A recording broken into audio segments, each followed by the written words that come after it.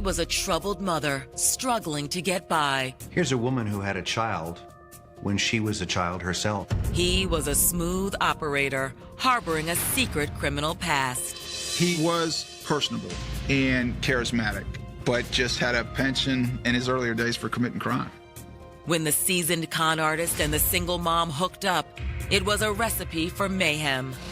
They were involved in crimes together, kind of like a Bonnie and Clyde thing. But when another woman entered the picture, it sparked a terrifying chain of events and exposed a tale of love, lust, and betrayal that read less like Romeo and Juliet and more like natural-born killers. She asked them to do anything. They would have done it with no regards, with no remorse. I didn't want to see him do anything to him, so I just turned my back. All I heard was firecrackers. It was definitely a cold, calculated murder. You know, there's some people in this world that are just evil. Your ass gotta know when to hold them and when to fold them, bitch.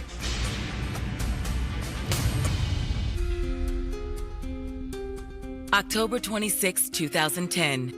It's 12:13 a.m., and it's an unusually peaceful night on the northwest side of Jacksonville, Florida, an area notorious for gang violence after dark. It's an area that's high crime, part of Jacksonville. We have so many murders, so many aggravated battery shootings. On Myrtle Avenue, 2 patrol officers are on their dinner break at one of the sheriff department's designated stop stations. Hey, have you started working on that 1045 yet? It's an area where the police actually have a place where they can stop and have a meal or write their reports. Moments later, the officer's meal is interrupted by a frantic banging at the door. That's all season. Go out. Sir, The officer hears the bang, opens the door, and there's someone standing there, bleeding from a gunshot wound. What happened? What's your name? What's your name? That someone is a man well known to police, a local cocaine dealer and thief named Carl Davis. It's a little ironic that after all his brushes with the law, Carl Davis was actually running toward a police substation seeking help from the police. But with Carl drifting in and out of consciousness, it's difficult to ascertain the true nature of his injuries. Officers radio for medical backup and try their best to determine what happened. He was shot in the chest. It was not incapacitating. He was able to get up after getting shot and actually run to the stop station and bang on the door. But it's not Carl's gunshot wound that shocks police. It's the identity of the shooter and the woman who winds up at the center of this tragedy. She was a nice woman. I think she got caught in the wrong crowd. She got caught up in the mix of something that wasn't good. Born in Orlando, Florida, Shonda Merritt grew up in a working-class neighborhood on the north side of town. As a teenager, Shonda had a bit of a rebellious streak. She was partying quite a bit, basically had a number of boyfriends. By the time she was 17, Shonda was already a mother of 2. Having a child at such a young age, it's difficult for her to distinguish what healthy relationship looks like. A single mother looking for a fresh start, Shonda moved to Jacksonville, Florida in 2007. Despite her tough situation, Shonda did everything she could to provide for her kids. With her hopes for a brighter future growing dimmer by the day, Shonda began to dabble in the only steady work she could find: crime. She had some fraud. She also had a robbery. She has, over a dozen felony convictions. Whenever Shonda found herself behind bars, the care of her children was often left to friends and family. But even though she continually bounced from jail to the streets and back again, Shonda longed for a stable relationship with a man who could provide for her and her kids. Hi, Mommy, how you doing? Yay! Hey! And at a party in 2008, Shonda met the handsome, smooth-talking Carl Davis. Hey, my friend Carl. Hey, Carl. Hey, how you doing? How you doing? He's one of those people that I guess is just charming. But it wasn't just Carl's suave demeanor that caught Shonda's eye. So did his hulking, hard-edged exterior. Would you like something to drink? Yeah, give me something to drink. I Okay, definitely hold on appreciate one second. I got you. He's charismatic, but then again, you have the man with the real rough at the edges. And then he can be aggressive when he needs to. And that intrigues her. You look like you was a little thirsty, too. Yeah, I am. Give me a toast to me. But if Shonda thought that the smooth-talking, tough-looking Carl Davis was going to sweep her away from a life of crime, she had it all backwards. Mr. Davis's criminal history, I remember being rather lengthy. It included a battery on a law enforcement officer, I think some domestic batteries, definitely fraud, and even some drug charges.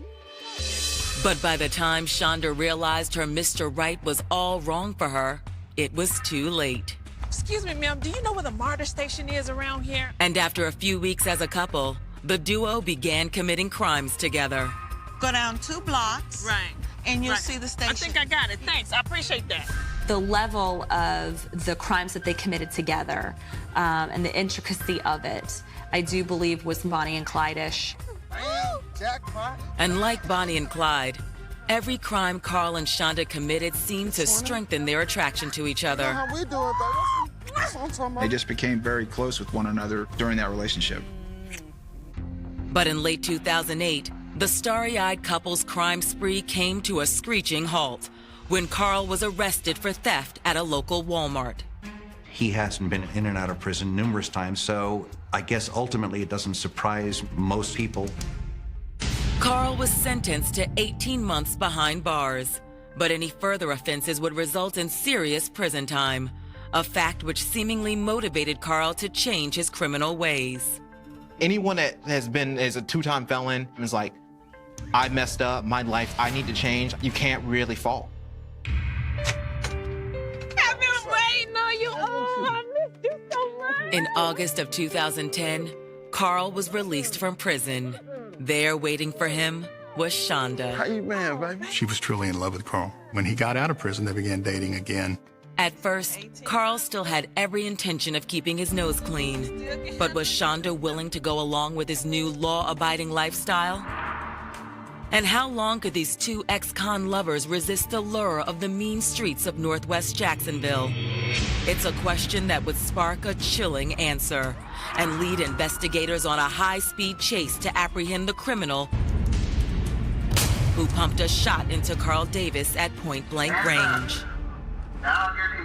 After serving an 18-month prison sentence for theft, career criminal Carl Davis was determined to walk the straight and narrow.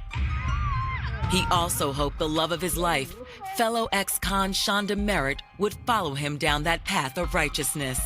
Mr. Davis was getting his life back together. Once you're in that lifestyle, it's hard to get out.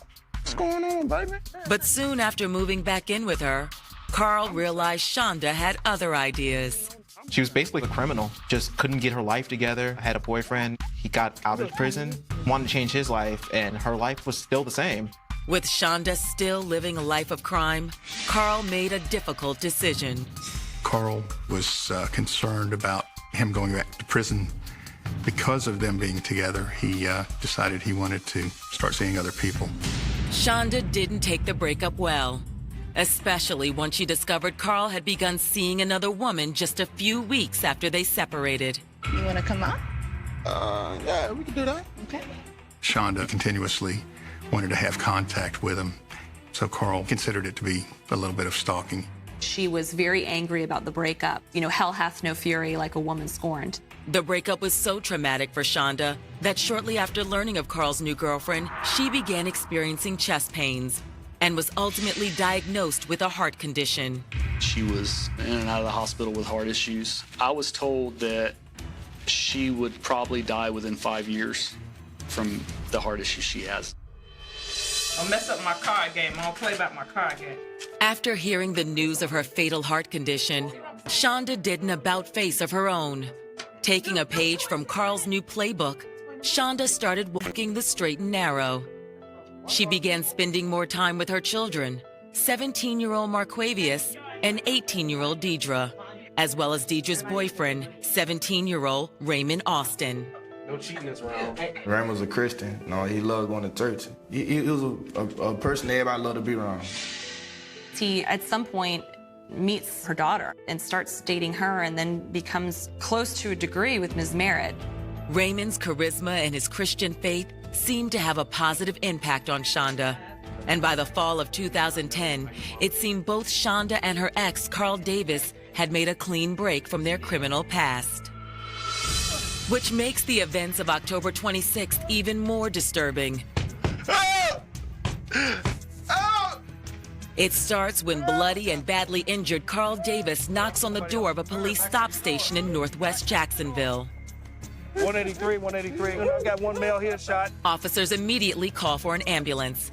As they wait for help to arrive, they do their best to get as much information from him as they can. Oh, look at me. What happened? Who shot you? He pointed towards the Jeep, and that's when the officer got in the car and started heading in that direction. She took him on a high-speed chase through residential streets in Jacksonville. After a 7-mile pursuit, the speeding vehicle encounters a police roadblock. They had to throw out stop sticks. Those are the types of things that when you run over them, it deflates your tires. After hitting the stop sticks, the vehicle rolls to a halt. She ran that car till she couldn't run it anymore. The police ran up on her and were able to get to her before she could even open the door and placed her under arrest. Driver, turn around, your back toward me. Driver, onto your belly. As they take the driver into custody, police immediately recognize the suspect. It's Shonda Merritt. Arresting officers haul Shonda downtown for questioning. Meanwhile, at a nearby hospital, Carl Davis has lost consciousness, and after emergency surgery, his life hangs in the balance. He was in the ICU.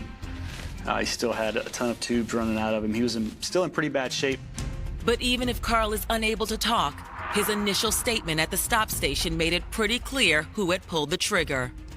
He made some statements to the patrol officers and told them that his girlfriend had shot him. If Carl survives, Shonda will be charged with attempted murder. If he dies, the charge will be bumped up to murder 1.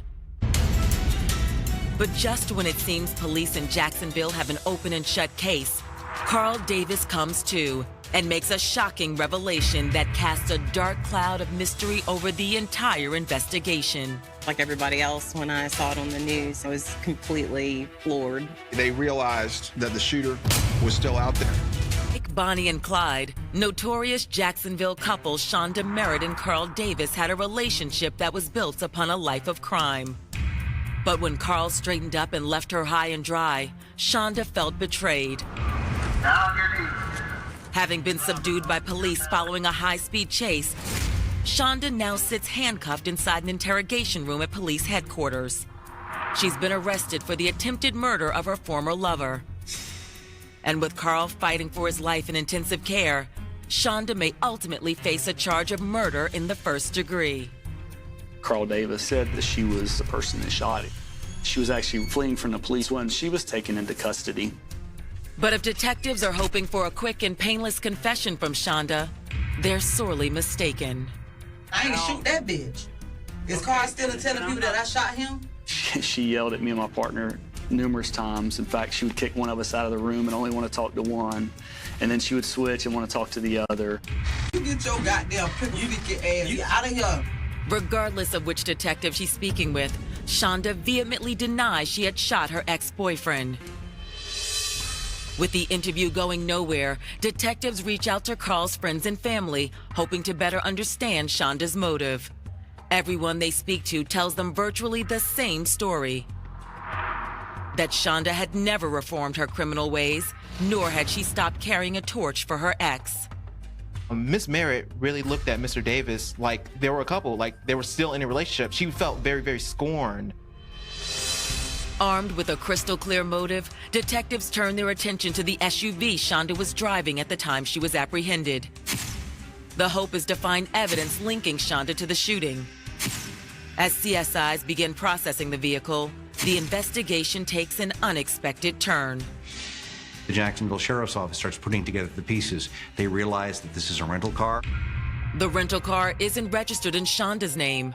Rather, it was last leased to an 83-year-old man named Charles Sukup.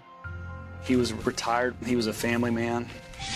He was heavily involved in his church. He seemed like everybody's grandpa. When running a background check on Charles Sukup, detectives discover a missing persons report was filed on him roughly 24 hours earlier.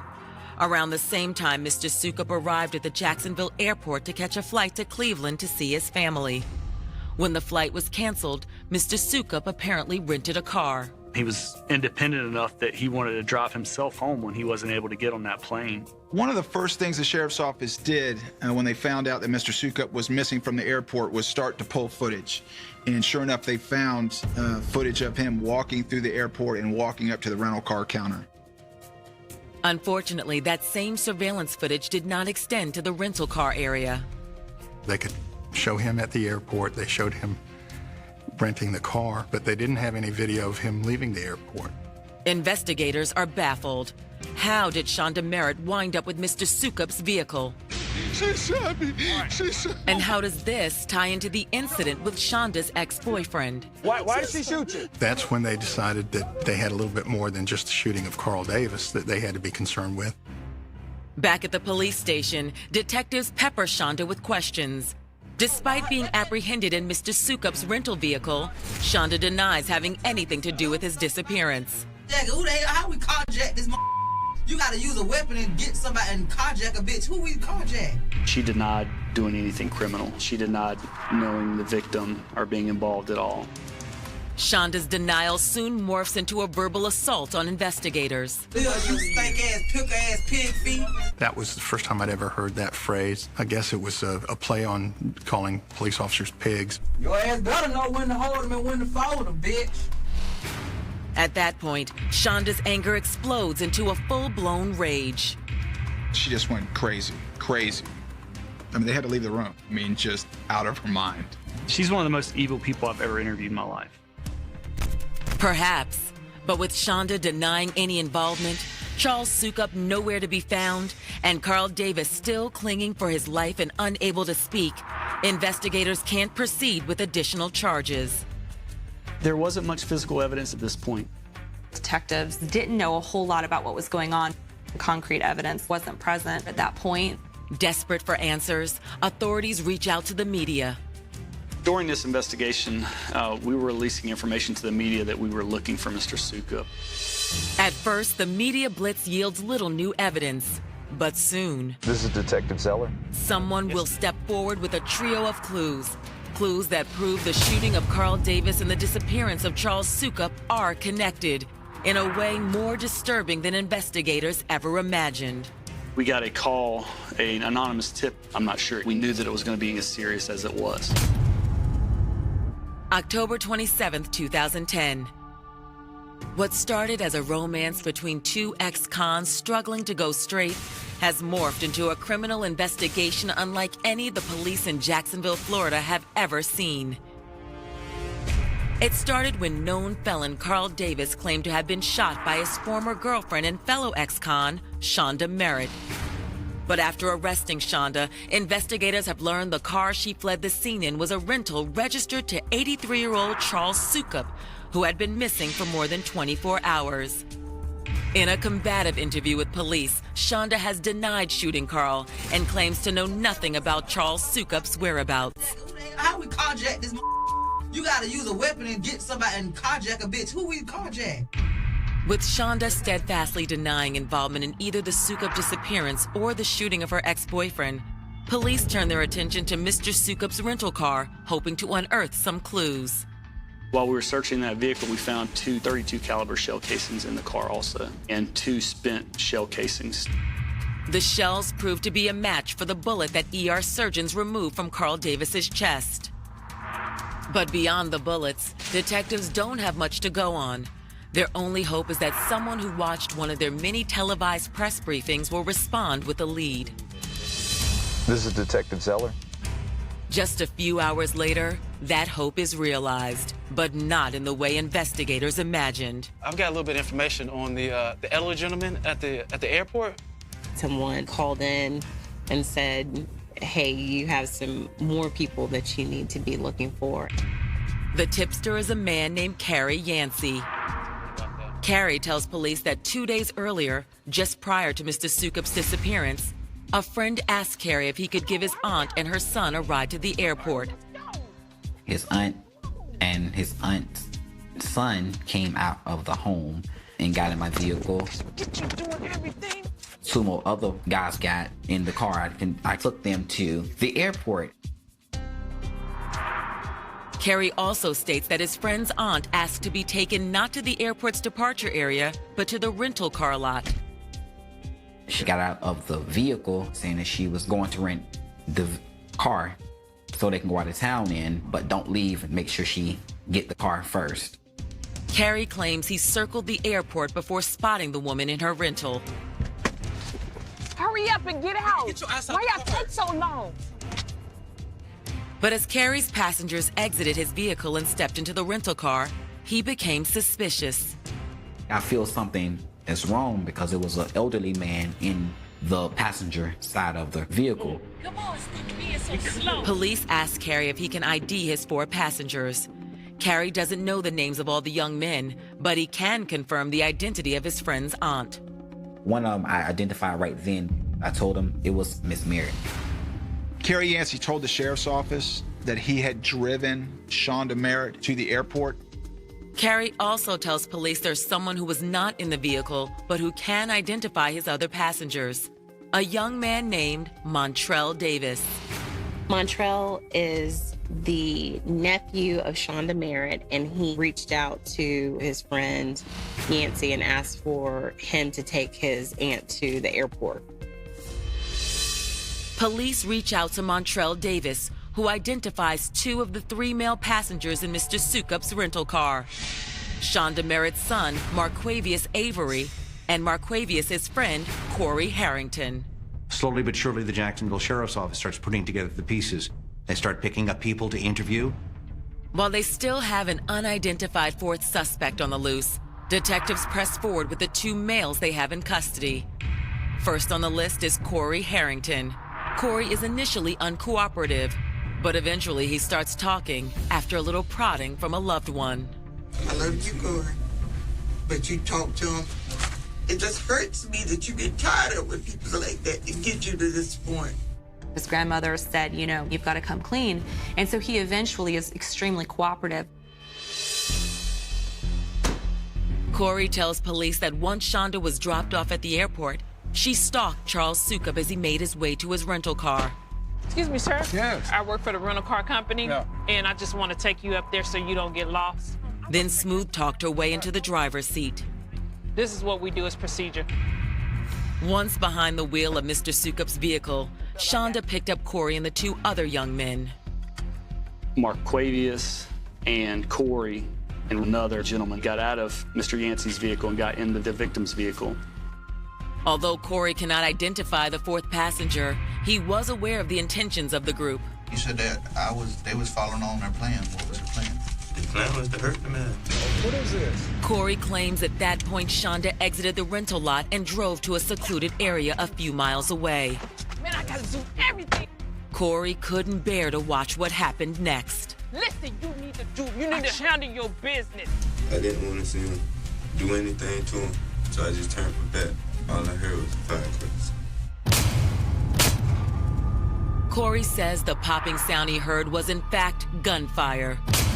One member of the group had shot Mr. Sukup at point-blank range, at which point the group fled the scene in the rental vehicle, leaving Sukup's dead body behind. We interviewed him for several hours, and he ended up telling us where Mr. Sukup's body was, and he actually took us out to where it was.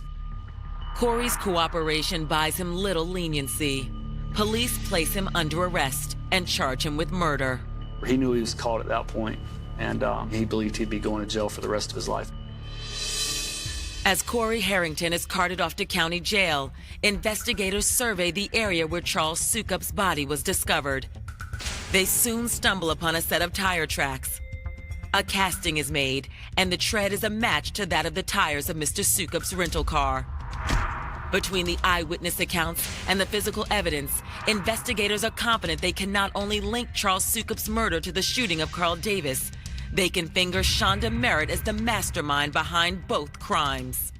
Ms. Merritt was very angry about the breakup and wanted Mr. Davis dead. And to do that, she's in need of a car. And then, of course, they take the car and Mr. Sukup. But just as the case file is coming together, police are thrown yet another curveball. One that calls into question the statement of perhaps the case's most important eyewitness. We believe that Shanda had actually shot Carl because that's what he told the patrol officers, when in reality it was another person.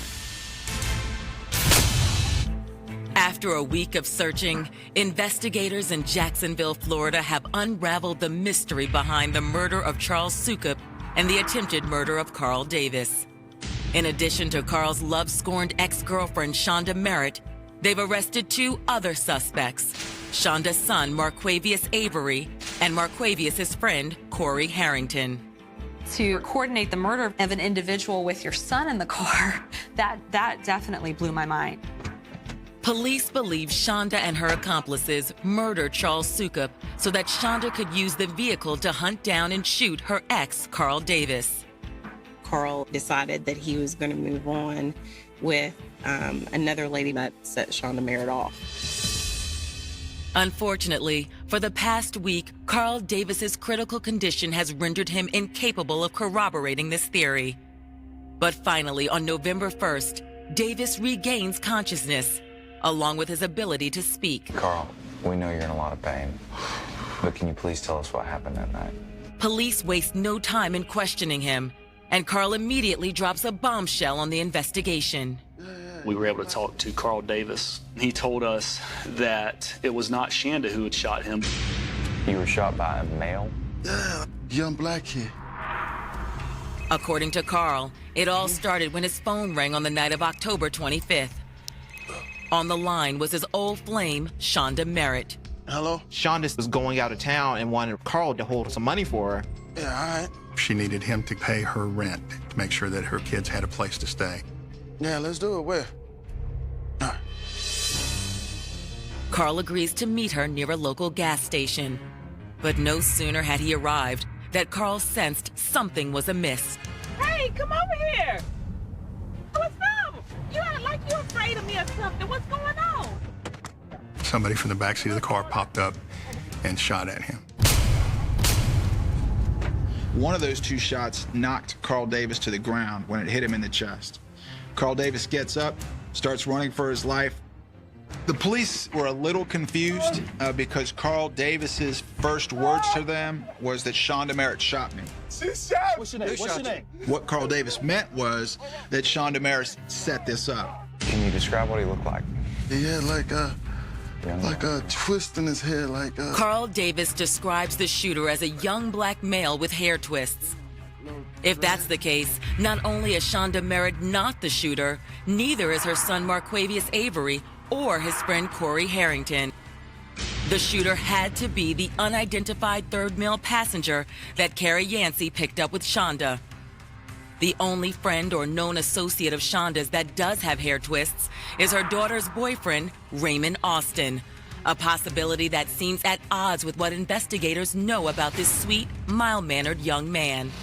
I got baptized when I was 16. We did a lot of stuff, you know what I'm saying, trying to build this up. Investigators are baffled. If Raymond Austin is indeed the shooter, what triggered this young man's transformation from choir boy to stone-cold killer? Raymond Austin did not have any type of problem with Carl Davis. This wasn't his beef. But in speaking to Raymond's friends and family, it seems 17-year-old Raymond formed an intense bond with Shonda shortly after he began dating her daughter, Deidre. Shonda Merritt's relationship with Raymond Austin was, in one word, bizarre. Shonda and Ray Austin's relationship may have been inappropriate, kind of attached at the hip. Regardless of the nature of the relationship, one thing was clear. Rather than Raymond's Christian values rubbing off on Shonda, Shonda Merritt sucked Raymond into her life of crime. Shonda Merritt was a bad influence on Raymond Austin. It seemed like Ray Austin would stop at nothing for Shonda. She could say jump, and he would say how high. Circling back to both crime scenes and to the statement of eyewitness Corey Harrington, investigators are beginning to believe that Raymond Austin, not Shonda Merritt, was indeed the triggerman in both shootings. On November 2nd, 2010, just 7 days after the shooting, Raymond Austin is arrested. Raymond Austin was apprehended by the U.S. Marshals Fugitive Task Force and transported to the homicide office for interview. At first, Raymond is reluctant to speak. But when detectives explain just how serious the charges against him are, he does an about-face. Raymond Austin, during his interview, was kind of defiant. It wasn't until the detectives confronted him with the fruits of their investigation that he realized he had to admit his involvement. Raymond starts with the harrowing description of the murder of Charles Sukup, which, according to Raymond, started when Shonda instructed him to choke Mr. Sukup to death. At one point, we actually set the interview room up like inside of the vehicle, and he actually demonstrated on me how he choked Mr. Sukup. My mama was sitting right here and she was looking, so I was like this on her, like trying to make sure, like it seemed like I was doing it. I wasn't trying to kill him. Ray claims that when Shonda realized he wasn't choking Mr. Sukup with the force needed to kill him, she pulled over. At that point, they drove back behind a old cell tower location in a very rural area. Listen, you need to handle your business. Where's the gun? Get the gun out. I have the gun. Come on, if guys. you don't shoot him, I'm gonna shoot him. Make it happen. So I was like, man, jumped crazy, so she went back to the car and I just shot her. Ray Austin put this off on Shonda Merritt and essentially made himself out to be a pawn, that he was just acting at her direction. Go, go, go, go, go, go. Chandra was already in the control role. If she asked them to do anything, they would have done it with no regards, with no remorse, just to please her. Raymond Austin's confession gives investigators the ammunition they need to charge him with first-degree murder, attempted murder, kidnapping, and armed robbery. Raymond Austin was 17 years old at the time of the offense, but because the charges were so serious, he was in adult court. Similar charges are filed against Shonda Merritt, and it's Shonda, the crime's alleged mastermind, that prosecutors are truly gunning for. She just did whatever she wanted to do. If she wanted to do it, she did it. And it didn't matter if it was against the law or not. But as Shonda's trial approaches, prosecutors can't help but wonder, will the case even make it to court? Shonda Merritt does have a bona fide medical condition, and we were having bouts of whether she was actually going to be well enough to actually have the trial. In Jacksonville, Florida, single mom and career criminal Shonda Merritt has been arrested for the attempted murder of her former boyfriend, Carl Davis, as well as the carjacking, kidnapping, and cold-blooded killing of 83-year-old Charles Sukup. It does sadden me greatly to find that a poor gentleman ends up being killed for no reason other than somebody wanted his Jeep. But in a shocking twist, investigators have determined that 17-year-old Raymond Austin, the boyfriend of Shonda's daughter, Deidre, pulled the trigger in both crimes. They've also learned that the relationship between the formerly kind-hearted Christian boy and this 34-year-old ex-con is unusual, to say the least. When she talked about him in a way that I felt was closer than a mother should be with their daughter's boyfriend. In order to build their cases against Shonda and Raymond, prosecutors approached the other two accomplices, Shonda's son Marquavius and his friend Corey Harrington, with a deal. We made plea agreements with Marquavius Avery and Corey Harrington to testify against the people we believed were most responsible, being Raymond Austin and Shonda Merritt. Both teens agree to help the prosecution, but neither walks away a free man.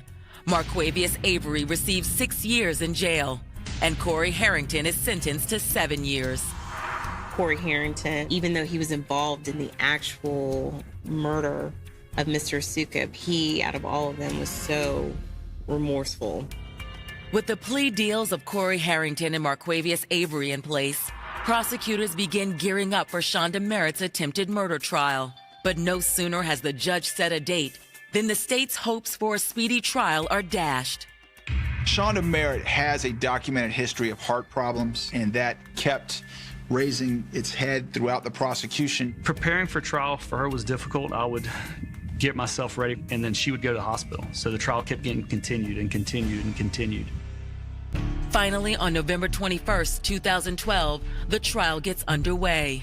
Seated at the defense table, Shonda looks very little like the hyper-violent killer prosecutors believe her to be. At the trial, she came in with an oxygen tank. She had a mask on, trying to gain sympathy from the judge and jury. In their opening statement, prosecutors outlined Shonda's motive for orchestrating the attack on her ex. Shonda Merritt was very upset about Carl Davis and him moving on to another woman. She wanted him dead. She wanted him to feel the pain that she had to go through after he left her and her kids. To bolster their argument, prosecutors introduced the bullets found in the rental car, as well as testimony about the high-speed chase Shonda led police on shortly after the shooting. But prosecutors believe the key to a guilty verdict hinges on one man's testimony, the man who had been shot, Shonda's ex-lover, Carl Davis.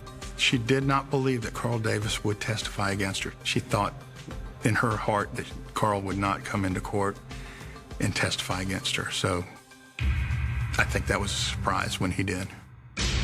On the stand, Carl Davis explains that when he left Shonda and started seeing another woman, Shonda became hell-bent on exacting revenge. And she manipulated her children and 17-year-old Raymond Austin into helping her. Carl Davis's testimony was emotional, but at that point, he knew what he had to do. He testified to everything Shonda Merritt did that made her guilty. When it's their turn, the defense puts forth an entirely different theory on the shooting. They claim Raymond Austin shot Carl Davis all on his own, as a means of eliminating his competition for Shonda's affections. Our defense at trial was that Shonda Merritt did not shoot Carl Davis, that she did not know that Raymond Austin was going to shoot Carl Davis, that Raymond took that upon himself out of jealousy or whatever reason. It's a compelling theory, but the jury isn't buying it. They find Shonda Merritt guilty of first-degree attempted murder. The judge gives Shonda the harshest sentence possible. Shonda Merritt was sentenced to life in prison. With one guilty verdict in the bag, the state pushes forward with Shonda's second trial for the kidnapping and murder of Charles Sukup. For Shonda, the stakes are even higher this time. If ever there was a defendant who the death penalty was appropriate for, it's Shonda Merritt. But with Shonda's health rapidly deteriorating, defense attorney Fred Ghazala asks the state to forego the death penalty in exchange for a guilty plea. I was able to get the state to waive the death penalty once I was able to convince them that she didn't have long to live. And that was after we took the deposition of one of the doctors. That doctor assured us that her years on this earth are numbered, and it's a small number. So rather than go through the expense of a capital trial, we agreed to allow her to plead to consecutive life sentences. She received 3 life sentences, one for the murder, one for the kidnapping, and one for the armed robbery. With Shonda serving 3 life sentences for the attack on Charles Sukup and 1 for the attack on Carl Davis, prosecutors turn their attention to her teenage accomplice, Raymond Austin. Tried as an adult, Raymond is found guilty of the attempted murder of Carl Davis. Mr. Austin in that case was sentenced to 45 years in the Florida State Prison. Raymond is also found guilty in the Charles Sukup murder. Mr. Sukup was a true victim. He did nothing wrong. It's probably one of the saddest cases I've worked. Raymond Austin was convicted of first-degree murder, armed carjacking, and armed kidnapping. He was sentenced to 90 years in the Florida State Prison as a juvenile. It's a tragic ending to a bizarre tale. The icy December wind howling through the jagged peaks of Teller County, Colorado, does not just freeze the skin. It buries secrets under layers of snow so deep that decades can feel like a single, endless night. In late 1999, as the rest of the world stood on the fragile precipice of a new millennium, blinded by the glowing promises of tomorrow, a quiet mountain town was plunged into a dark, suffocating nightmare that would freeze time itself. It began with an eerie, bone-chilling silence. The kind of silence that settles over a home when something fundamentally violent has ripped through its core. No scream echoed down the valley. No frantic phone call cut through the static of the local police frequency. Just a solitary porch light flickering against the blinding white snowstorm, casting long, distorted shadows over a driveway where a car sat idling, its driver's side door swung wide open to the freezing wilderness. Inside the cozy, wood-paneled living room of a secluded home tucked deep within the pines, the coffee was still warm.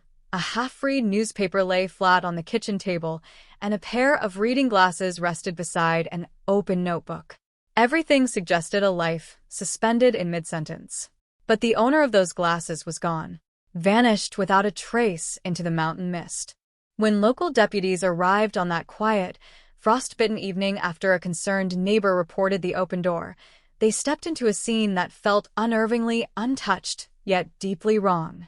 There were no obvious signs of a desperate struggle, no shattered glass glistening on the hardwood floors, no drops of blood painting the walls.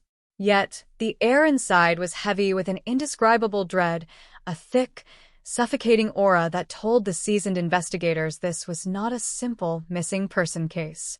This was an abduction executed with surgical, terrifying precision.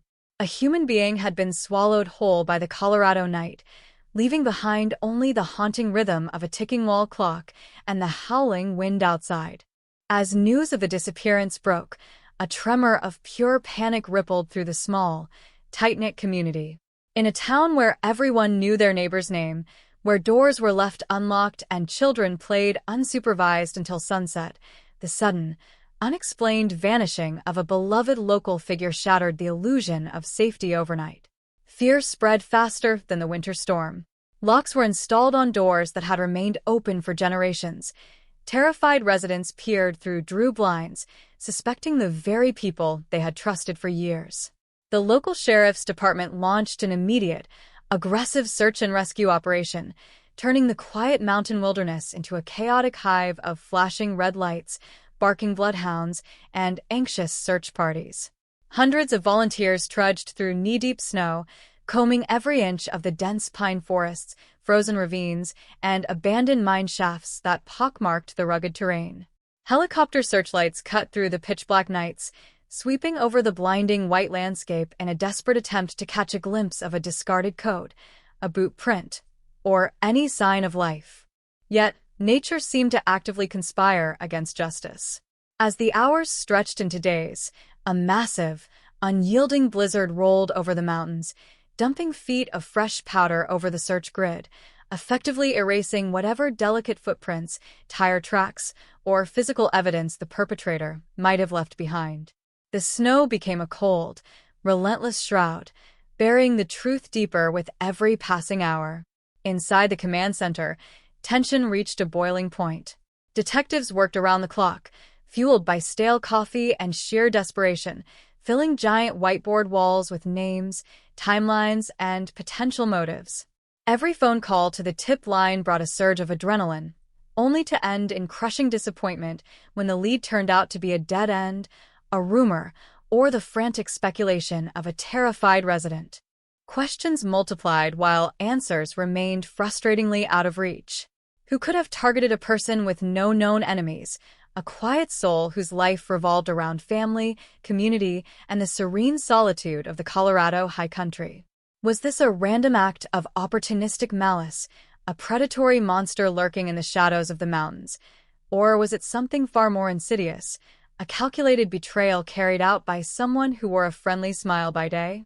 The lack of a ransom demand, the absence of a crime scene mess, and the total vanish of any physical trace turned the investigation into a maddening puzzle where every single piece seemed to be missing. Weeks bled into months, and as the winter ice finally gave way to the muddy thaws of spring, the snow melted to reveal nothing but barren soil and cold rocks. The intense initial spotlight faded, the media vans packed up their satellite dishes and drove away, and the terrifying headline that had gripped the state slowly drifted off the front pages. The case file, once a towering stack of active leads and urgent directives, was gradually pushed to the back of a metal filing cabinet in the basement of the sheriff's department. The case was cold.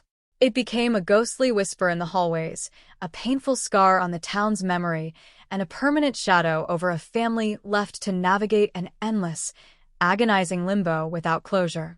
Decades rolled on. The world changed, technology evolved, and the people who worked the original scene retired or passed away, carrying the frustrating weight of that unsolved mystery to their graves. The cold case sat in the dark, forgotten, silent, waiting for a day that many believed would never come, a day when a single, overlooked detail buried in the dust of time would finally break the silence. The arrival of spring in 2000 brought no warmth to Teller County.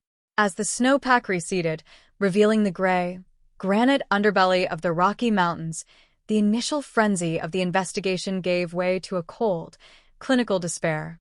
The search dogs were recalled. The national news trucks folded their satellite dishes and departed, leaving behind a community fundamentally altered by fear. What remained was a mountain of paperwork, hundreds of witness statements, polygraph results, vehicle registration logs, and grainy surveillance tapes from gas stations along the U.S. Route 24 corridor. Yet, beneath the weight of all this data lay a terrifying void. Investigators were not just looking for a killer, they were fighting a ghost. The lack of a body, a crime scene, or a clear motive turned the case into a phantom, slipping through the fingers of every detective assigned to lead the task force. In the initial months following the disappearance, lead detective Richard Vance worked out of a makeshift command center set up in the basement of the local sheriff's station. The walls were covered in topographical maps, pinned with color-coded flags marking search grids, sightings, and potential escape routes. Vance, a veteran investigator who had spent 20 years navigating the complex psychology of rural crime, knew that the first 48 hours were crucial. Once that window closed without a suspect, the odds of solving the case plummeted dramatically. Every morning began the same way. Vance would sit at his metal desk, staring at the victim's framed photo, searching for a pattern, a slip-up, a single thread that could unspool the entire conspiracy of silence. The primary focus of the early investigation centered on the victim's inner circle. Experience had taught Vance that violence of this nature was rarely random. When a person vanishes from their own living room without a trace, the answer almost always lies in the immediate web of personal or financial relationships. Detectives systematically dismantled the victim's private life, dissecting bank statements, phone records, personal journals, and long-forgotten disputes. They interrogated business associates who might have harbored hidden grudges over land deals or financial investments. They dragged old flames in for questioning, probing into past breakups and forgotten rivalries that might have festered over the years. Yet, every line of inquiry collapsed into a dead end. The victim was overwhelmingly described as a quiet, unassuming pillar of the community, a person whose routine was as predictable as the tide and whose personal ledger contained no debts, no secret affairs, and no hidden enmities. As the primary suspects cleared their alibis through rigorous polygraph testing and confirmed location data, the investigation turned its attention toward the wider, far more terrifying possibility: a transient predator. The stretch of highway running through Teller County served as a major artery for cross-country travelers, truckers, and drifters moving between Denver and the isolated mountain towns of western Colorado. It was a corridor where a stranger could slip in, commit an act of unspeakable violence, and be 2 states away before the local police even realized a crime had been committed. Detectives began cross-referencing regional highway toll records, local motel registries, and truck stop receipts from the night of the disappearance. They reached out to the FBI's Behavioral Analysis Unit, building a psychological profile of a potential opportunistic offender. The profile painted a grim picture: an individual with intimate knowledge of the rugged terrain, someone accustomed to moving silently through rural areas without drawing attention, possessing the physical capability to overwhelm a victim quickly and transport them into the vast, unmapped wilderness. The thought that a predatory monster had walked among them, selected a target at random, and vanished back into the night sent a second wave of terror through the valley. Months stretched into years, and the intense momentum of the early investigation inevitably began to stall. The specialized task force was gradually disbanded, its members reassigned to fresh homicides, narcotics operations, and day-to-day calls. Detective Vance, however, refused to let the file close completely. Long after the public stopped asking questions, Vance would spend his late nights in the evidence locker, opening the sealed cardboard boxes labeled with the case number. He would meticulously re-examine the physical evidence recovered from the driveway and the home: the idling car's ignition key, the victim's abandoned wallet containing cash and credit cards, the unsipped mug of coffee on the counter, and the pristine, untouched reading glasses resting on the notebook. There was something maddeningly clean about the scene. It lacked the chaotic violence of an impulsive attack, yet it also lacked the overt signature of a calculated professional. It sat in a bizarre, unsettling middle ground, a crime executed so swiftly that it left no physical footprint, no defensive wounds on furniture, no hair, no fibers, and no foreign fingerprints on the door handles. It was as if the victim had simply stepped across the threshold of their home and evaporated into thin air. By 2004, the case had officially transitioned from an active investigation into a cold case. The physical evidence was moved from the primary precinct to a regional storage facility in El Paso County, a high-density warehouse housing thousands of dusty, boxed cold cases dating back to the mid-20th century. The original investigators gradually retired, their notebooks tucked into archive boxes, their memories of the haunting December night fading into the quiet background of rural life. To the outside world, the vanishing in Teller County became just another local legend, a cautionary story whispered around campfires, a somber warning about the darkness that lurks in the quiet corners of the mountains. Yet, deep within the state's criminal databases, the case file remained open, floating in digital limbo. It was a digital ghost, waiting for technology to catch up with the cruelty of the act. In the years that followed, forensic science underwent a silent revolution. The early days of basic ABO blood typing and rudimentary STR-DNA profiling gave way to hypersensitive techniques capable of extracting genetic profiles from microscopic skin cells, what scientists call touched DNA. Yet, because the physical evidence from the 1999 scene was presumed to have been completely contaminated or devoid of biological material, no one thought to reopen the boxes sitting in the damp storage vault. The victim's family lived in a suspended state of grief. Without a body, there could be no funeral. Without an explanation, there could be no healing. They left the porch light burning every single night for over a decade, a solitary beacon in the vast mountain darkness, hoping against hope that one day a figure would walk up the gravel driveway and explain where they had been. But the porch light only illuminated the empty snow, year after year, as the silence grew heavier and the mountain's secrets remained buried deep beneath the ice. By the summer of 2012, more than 12 years had passed since the porch light flickered over the empty driveway in Teller County. The silence that once hung like a sudden shock over the mountain community had settled into a permanent, heavy atmosphere. The world outside had surged forward into a digital age, but inside the El Paso County Evidence Warehouse, time was frozen in thousands of cardboard boxes stacked high against concrete walls. Case 99 to 4108 lay on a middle shelf in row 14, covered in a fine layer of gray dust. Inside were the sealed plastic bags containing the original artifacts of a vanished life: the reading glasses, the unsipped coffee mug, the vehicle keys, and the paper notepad open to a half-finished sentence. To anyone walking down those sterile, fluorescent-lit aisles, Box 99 to 4108 was just another dead end in a long history of human tragedy.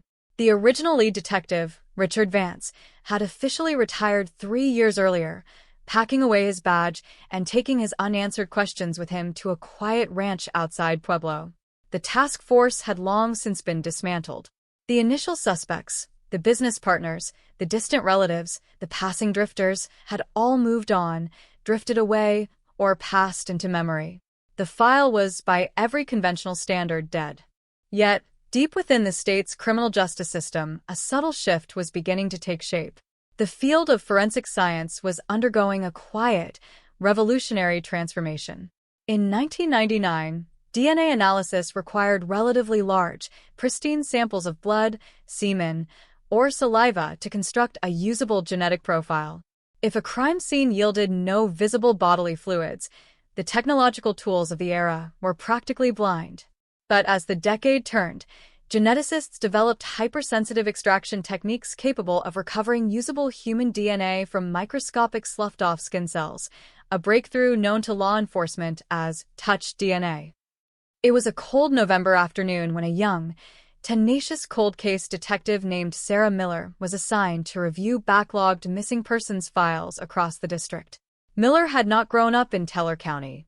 She carried no personal memories of the panic that had gripped the town in late 1999, nor had she stood in the freezing wind watching bloodhounds search through the snowdrifts.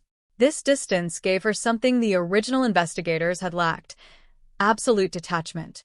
She looked at the case not through the lens of local gossip, small-town relationships, or early assumptions, but through the cold, unyielding precision of modern forensic methodology. Miller spent weeks reading through the thousands of pages of original handwritten notes, witness statements, and dead-end leads. What struck her immediately was not what was in the file, but what was missing. The original team had been so overwhelmed by the sheer absence of violent indicators, no blood, no forced entry, no signs of a struggle, that they had focused almost entirely on human intelligence, alibis, timelines, and suspect interviews. The physical evidence, collected hastily in the middle of a blinding snowstorm, had been logged, bagged, and effectively forgotten once the initial fingerprint scans came back negative. Miller pulled Box 99 to 4108 from the storage shelves and laid its contents out under the harsh LED lights of the precinct's lab prep room. She didn't look at the obvious items first. She looked at the mundane, everyday objects that a person, or an intruder, would touch without thinking. Among the inventory was an item that had received only a passing mention in the original 1999 police report: a small, weathered leather key fob attached to the ignition key of the idling vehicle left in the driveway. In 1999, technicians had dusted the metal key for latent fingerprints. Finding none, they bagged it alongside the leather fob and logged it as standard vehicle property. But Miller understood something the 1999 investigators couldn't have known. Leather is a highly porous, organic material. When a person grips a leather item firmly, especially during a moment of intense exertion or sudden movement, they don't just leave oils, they embed microscopic skin cells deep within the natural grain of the material. Without making grand promises to her superiors, Miller submitted the key fob, along with the frames of the reading glasses and the inner rim of the leather-bound notebook, to the Colorado Bureau of Investigation's State Crime Lab. She requested a comprehensive touch DNA extraction using the latest low-copy number PCR amplification techniques. It was a long shot, a shot in the dark across a 13-year void. The state lab was notoriously backlogged, and cold case requests were routinely pushed behind active homicide investigations. Months dragged by with no word. The seasons changed once more, turning the aspen leaves on the mountains from vibrant green to vivid gold, then stripping them bare as another high-country winter approached. Miller continued her daily routine, working domestic disputes, armed robberies, and fresh missing persons cases, almost forgetting the quiet request she had dispatched to the crime lab in Denver. Then, on a rainy Tuesday morning in April 2013, Miller's office phone rang. On the line was senior forensic analyst Dr. Marcus Vance, no relation to the retired detective. His voice carried a strange, measured intensity that immediately made Miller sit up straight in her chair. "Sarah," he said, skipping the usual pleasantries, "I'm looking at the electropherogram results for case 99 to 4108. The key fob." Miller held her breath. "Did you get a profile?" "We didn't just get a profile," Dr. Vance replied, his tone low and deliberate. "We got two distinct profiles. One matches the victim. But the second one, it isn't a partial, and it isn't degradation. It's a full, male, short tandem repeat profile extracted from the heavy grain pressure on the leather loop. Someone held that key fob with significant force." The room seemed to shrink around Miller. For 13 years, the official narrative had been that the perpetrator had left nothing behind, a phantom who had walked in and out of the snow without leaving a single mark. But the science was now speaking a different language. The ghost had left his cellular blueprint behind, trapped inside the microscopic crevices of a piece of leather sitting in a cardboard box. "Have you run it through Cody's?" Miller asked, referring to the FBI's combined DNA index system, the national database containing millions of DNA profiles from convicted offenders, felony arrestees, and unsolved crime scenes across the country. "I initiated the search 2 hours ago," Dr. Vance said. The silence on the line stretched for several seconds. In that moment, the entire trajectory of the Colorado cold case shifted. The forgotten piece of evidence, ignored for over a decade in the dark corners of an evidence locker, was no longer just a static artifact of a forgotten crime. It was a ticking clock. The search query was traversing federal servers, comparing the unknown genetic sequence against millions of recorded offenders from coast to coast. The investigation was about to wake up from its long, silent sleep, and the truth it was about to unearth would tear open wounds that the small mountain town had spent 14 years trying to heal. The digital sweep across the combined DNA index system took less than 48 hours, but for Detective Sarah Miller, those 2 days felt like an eternity. On Thursday morning, a high-priority encrypted notification flashed on her computer terminal. Cody's had found a hit. The unknown male DNA extracted from the leather key fob was not just a random sequence of base pairs. It had a name, a state identification number, and an extensive criminal record. Miller stared at the glowing monitor as the profile materialized on her screen. The match belonged to a man named Arthur Vance. No relation to retired Detective Richard Vance, but a name that sent an immediate chill through the room. Arthur Vance was a former regional commercial haul trucker who had operated routes throughout Colorado, Wyoming, and Utah during the late 1990s. In 1999, at the time of the disappearance, he lived less than 15 miles from the victim's secluded Teller County home, working out of a small, privately owned transport depot off Highway 24. His criminal file was a terrifying ledger of escalating violent tendencies. In 2008, nearly 9 years after the Colorado vanishing, Arthur Vance had been arrested in New Mexico for an aggravated assault involving an abducted hitchhiker. He had served a 7-year sentence in a state penitentiary, which was where his offender DNA profile had been entered into the national database upon his release under mandatory state oversight laws. Miller leaned back in her chair, her pulse pounding against her ribs. For 14 years, the town had debated whether the crime was committed by an intimate acquaintance, a secret rival, or a phantom stranger. The reality was a hybrid of their worst nightmares. Arthur Vance was a man who lived in their Midlands, bought coffee at the same gas stations, plowed snow off the local roads, and yet operated with the detached, methodical calculation of an apex predator. Without losing a second, Miller initiated a full tactical background review on Vance's movements leading up to and immediately following December 1999. She pulled historical cell tower logs, primitive as they were from that era, landline toll records, employment timesheets, and vehicle maintenance reports from his former trucking employer. What she uncovered was a chilling pattern of predatory behavior disguised under the mundane routine of a long-haul driver. On the night of the disappearance, Vance had clocked out of the transport depot at 8:15 p.m., claiming a mechanical breakdown on his rig. His whereabouts for the next 5 hours were completely unverified.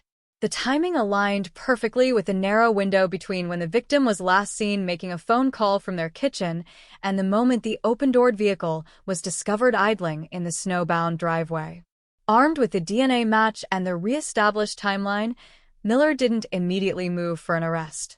She knew that in a cold case involving a body that had never been found, a single touch DNA profile on a movable object like a key fob, while powerful, could be challenged by defense attorneys as secondary transfer or accidental contamination. She needed to anchor Arthur Vance directly to the physical space of the victim's residence on that exact December night. She needed the physical evidence that time had hidden. Miller secured a seal for a search warrant targeting Arthur Vance's current residence, a rundown, off-grid cabin tucked into a dense aspen grove near Cripple Creek, where he had been living in near-total isolation since his release from New Mexico. Early on a foggy Tuesday morning, a specialized tactical unit alongside forensic technicians sealed off the perimeter of the cabin. When officers breached the door, They found Vance sitting at a wooden table in the dim light of an oil lamp. He was older now, his hair grayed and thinned, his frame stooped, but his eyes carried the cold, vacant stillness of a man who had lived for decades with a dark secret buried deep inside him. He offered no violent resistance, no shouts of protest. As the handcuffs clicked around his wrists, he looked up at Detective Miller, his face completely devoid of emotion, and uttered a single, haunting sentence. "I knew you people would eventually figure out the keys." The statement was an immediate verbal breakthrough, but the real shockwave hit hours later during the forensic search of the property. In a concealed, floor-to-ceiling storage crawlspace buried beneath the heavy timber floorboards of Vance's shed, search teams uncovered a locked steel tool chest wrapped in heavy plastic sheeting. Inside the chest was a terrifying collection of preserved items, maps of Teller County marked with hand-drawn coordinates dating back to the late 1990s, microcassette audio recordings of old radio news broadcasts detailing the original 1999 search efforts, and tucked into a velvet-lined jewelry pouch, the victim's missing silver pocket watch, its hands forever stopped at 9:42 p.m. The discovery sent a jolt through the entire law enforcement structure of Colorado. The forgotten piece of evidence, the microscopic skin cells embedded in the leather key fob, had unlocked a door that had been sealed for 14 years. It was no longer a mystery, no longer a phantom story whispered in mountain bars. The predator had a face, the crime scene had a perpetrator, and the long-lost victim's story was finally moving out of the shadows and toward an agonizing, unavoidable truth. Part 5. The discovery of the steel tool chest beneath the floorboards of the Cripple Creek cabin turned a missing persons case into a cold-blooded homicide investigation in a matter of minutes. Inside that dim, dust-choked shed, surrounded by the heavy smell of engine oil and decaying pine, Detective Sarah Miller stood over the unsealed chest, staring at the silver pocket watch resting in its velvet pouch. The glass crystal of the watch was cracked, and the hands remained frozen at precisely 9:42 p.m., a silent, frozen witness to the exact moment a human life was violently derailed 14 years prior. News of Arthur Vance's arrest sent a shockwave through the high country that dwarfed even the original panic of 1999. The headlines swept across regional news outlets like wildfire. Colorado 1999 cold case solved, forgotten piece of evidence, breaks the mystery. For the residents of Teller County, the feeling was not immediate relief, but a sickening wave of vertigo. Arthur Vance had not been a ghost hiding in the high timber. He had been a physical presence in their daily lives. He had cleared snow off their county roads, purchased fuel at the local gas stations, and sat in the corner booths of diner counters while the original search parties trudged through knee-deep blizzards. The monster had not been lurking in the dark. He had been standing directly under the streetlights, watching the town mourn. Inside the interrogation room at the El Paso County Sheriff's Office, the atmosphere was suffocating. The room was small, lit by 2 harsh fluorescent tubes that hummed with a low, irritating vibration. Arthur Vance sat across from Detective Miller, his hands cuffed to a heavy steel ring bolted into the center of the wooden table. His demeanor was unnervingly placid. He did not ask for a lawyer. He did not demand to know his rights. He simply sat with his calloused hands rested on the grain of the wood, his gaze fixed on the blank concrete wall behind Miller's head. Miller laid out the physical evidence on the table between them, placing each item down with slow, deliberate precision. The high-resolution genetic electropherogram displaying the touch DNA match from the key fob, the high-definition photographs of the steel chest, and finally, the silver pocket watch sealed inside a transparent evidence bag. 14 years, Arthur, Miller said, her voice steady, low, and stripped of all emotional inflection. 14 years you kept that watch in a locked box under your feet. You kept the news recordings. You kept the maps. You didn't just commit a crime. You built a shrine to it. Vance's eyelids flickered slightly, but he didn't turn his gaze toward the watch. A thin, grim smile touched the corner of his lips, a fleeting, predatory expression that vanished as quickly as it appeared. You think you understand how a man thinks because you have a computer and a piece of leather, Vance said, his voice gravelly, thickened by decades of cheap tobacco and long stretches of silence. You weren't out there in '99, detective. You didn't feel the cold that night. That snow didn't care about your evidence bags. It covered everything. It wiped the world clean. It didn't wipe the key fob clean, Arthur. Miller shot back, leaning forward, placing her forearms on the table to close the physical distance between them. You made one mistake. When you pulled the key out of the ignition to disable the car in the driveway, your skin cells got pressed deep into the leather grain. You left your signature on the one thing you thought didn't matter. Science caught up to you. Vance let out a quiet, dry cough that sounded like dry leaves scraping across concrete. He finally shifted his cold, gray eyes to meet Miller's. The key wasn't a mistake, he murmured. I took the key because I wanted the car to stop running. I wanted the silence. You have no idea how loud an idling engine sounds when the whole mountain is quiet. The room seemed to drop several degrees. For the first time since the interrogation began, Vance was stepping out of his silence, offering a glimpse into the mechanics of that fatal December night. Miller kept her body language entirely motionless, recognizing the fragile, volatile nature of a suspect on the verge of a full confession. She knew that a single wrong word, an overeager question, or a shift in tone could cause him to clam up forever. Vance looked down at his cuffed hands, tracing the metal links with his thumb. It wasn't planned, he began, his voice dropping to a near whisper, forcing Miller to lean in closer to hear every word. Not for that night, anyway. I had seen the house before. Isolated. Surrounded by trees. A lone porch light burning in the dark like a beacon. I had driven past it 50 times on my haul route. On December 16th, my truck's alternator started failing near the pass. I pulled off onto the county road to wait out the storm. But the storm didn't slow down. It got worse. He paused, taking a long, ragged breath. I walked up the driveway just looking for a phone or a dry place to sit until morning. But when I got to the porch, I saw through the window. The door was unlocked. The coffee was steaming on the counter. The reading glasses were sitting right there on the table. It was like an invitation. A door left wide open in a world that thinks nothing bad can ever happen. And what happened when you walked inside, Arthur? Miller asked softly. Vance closed his eyes, as if replaying the scene behind his eyelids. The floorboards squeaked. A shadow moved near the kitchen corridor. Panic takes over a man when he knows he's crossed a line he can't walk back from. There was a struggle, brief, quiet, violent. No screams. Just the sound of glass breaking on the rug and the wind tearing at the window frames. Where's the body, Arthur? Miller demanded, the core question of the entire 14-year tragedy finally hanging in the air. Where did you take them? Vance opened his eyes, and a profound, chilling emptiness washed over his face. The mountains don't give back what they take, detective, he said slowly. I drove up toward the old abandoned shaft lines above Phantom Canyon. 4 feet of snow was falling per hour. I put what was left deep where the sun doesn't shine, where the ice never melts, even in July. You can search those shafts for another 14 years. You'll find nothing but granite and dark. The room fell into a heavy, suffocating silence. While Vance had effectively admitted to the abduction and the physical assault, his refusal to yield the exact location of the victims' remains left the ultimate wound unhealed. Miller realized that Vance was playing a final, cruel game of control, offering just enough details to validate his power over the narrative while holding the ultimate closure hostage.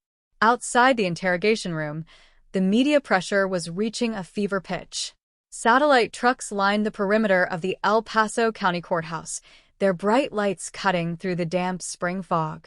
The local community, while relieved that a predator was finally behind bars, was consumed by a fresh wave of agony.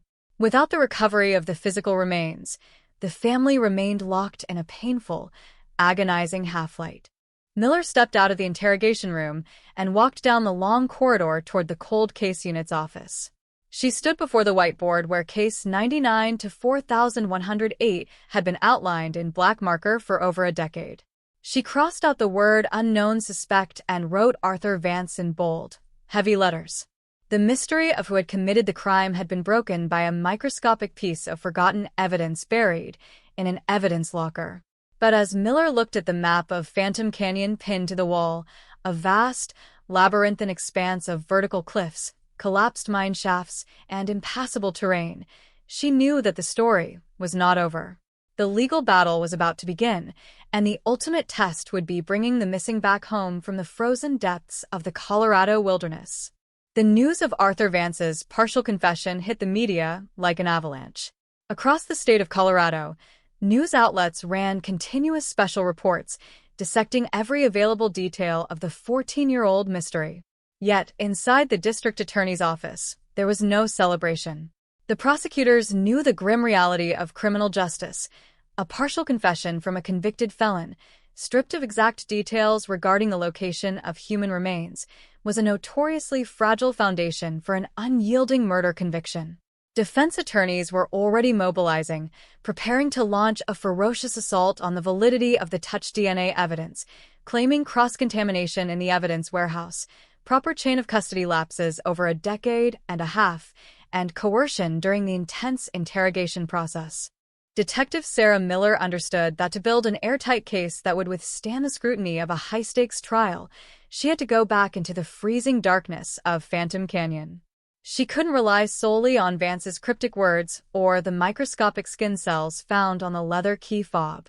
She needed physical, undeniable corroboration that tied Arthur Vance to the specific geographical location where the victim's life was brought to its final, tragic end.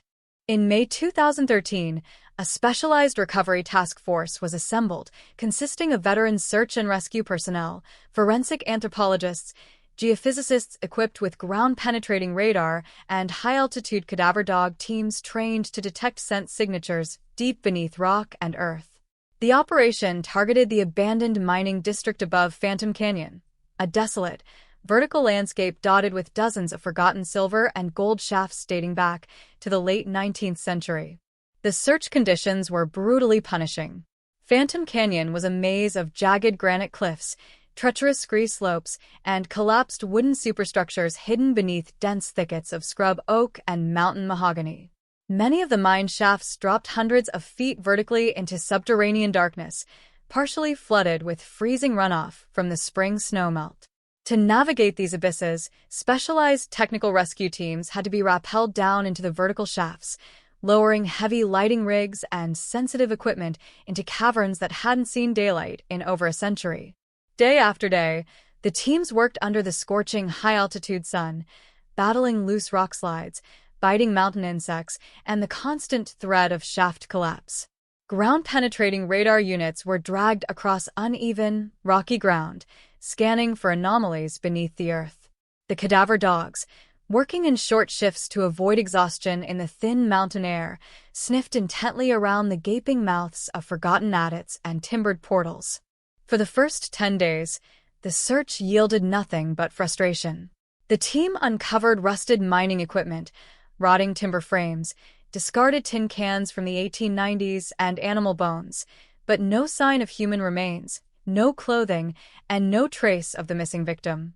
The sheer scale of the wilderness seemed to mock their efforts, reinforcing Arthur Vance's chilling declaration that the mountains would never give back what they had taken. Media pressure mounted with every passing hour. Journalists perched on the outer perimeter of the search zone broadcast live updates, questioning whether the state was wasting hundreds of thousands of dollars chasing the vague, sadistic hints of a manipulative killer. Inside the command trailer parked along the dirt access road, tension was at a breaking point. Supervisors debated calling off the physical search to focus entirely on legal preparations for the upcoming pretrial hearings. On the 12th afternoon, as dark storm clouds began to pool over the towering peaks of the Front Range, a veteran dog handler named Tom Reynolds noticed a distinct shift in his handler dog, a seasoned Belgian Malinois named Rogue. They were working a treacherous, off-trail ridge nearly 2 miles above the primary search grid, a location accessible only by foot along a narrow, forgotten timber route. Rogue suddenly stopped in her tracks, her ears pricked forward, her nostrils flaring aggressively as she caught a faint air current drifting up from a narrow fissure in the granite rock face. The fissure was almost entirely concealed by thick brush and fallen aspen trunks, a natural crevice that looked no wider than a doorway from a distance, completely invisible to aerial surveillance or passing hikers. Rogue didn't bark immediately. She dropped low to the ground, pulling frantically against her lead, dragging Reynolds toward the edge of the rocky crevice. When she reached the lip of the dark opening, she sat down abruptly and let out a single, sharp, echoing bark, the trained final response for a positive human decomposition alert.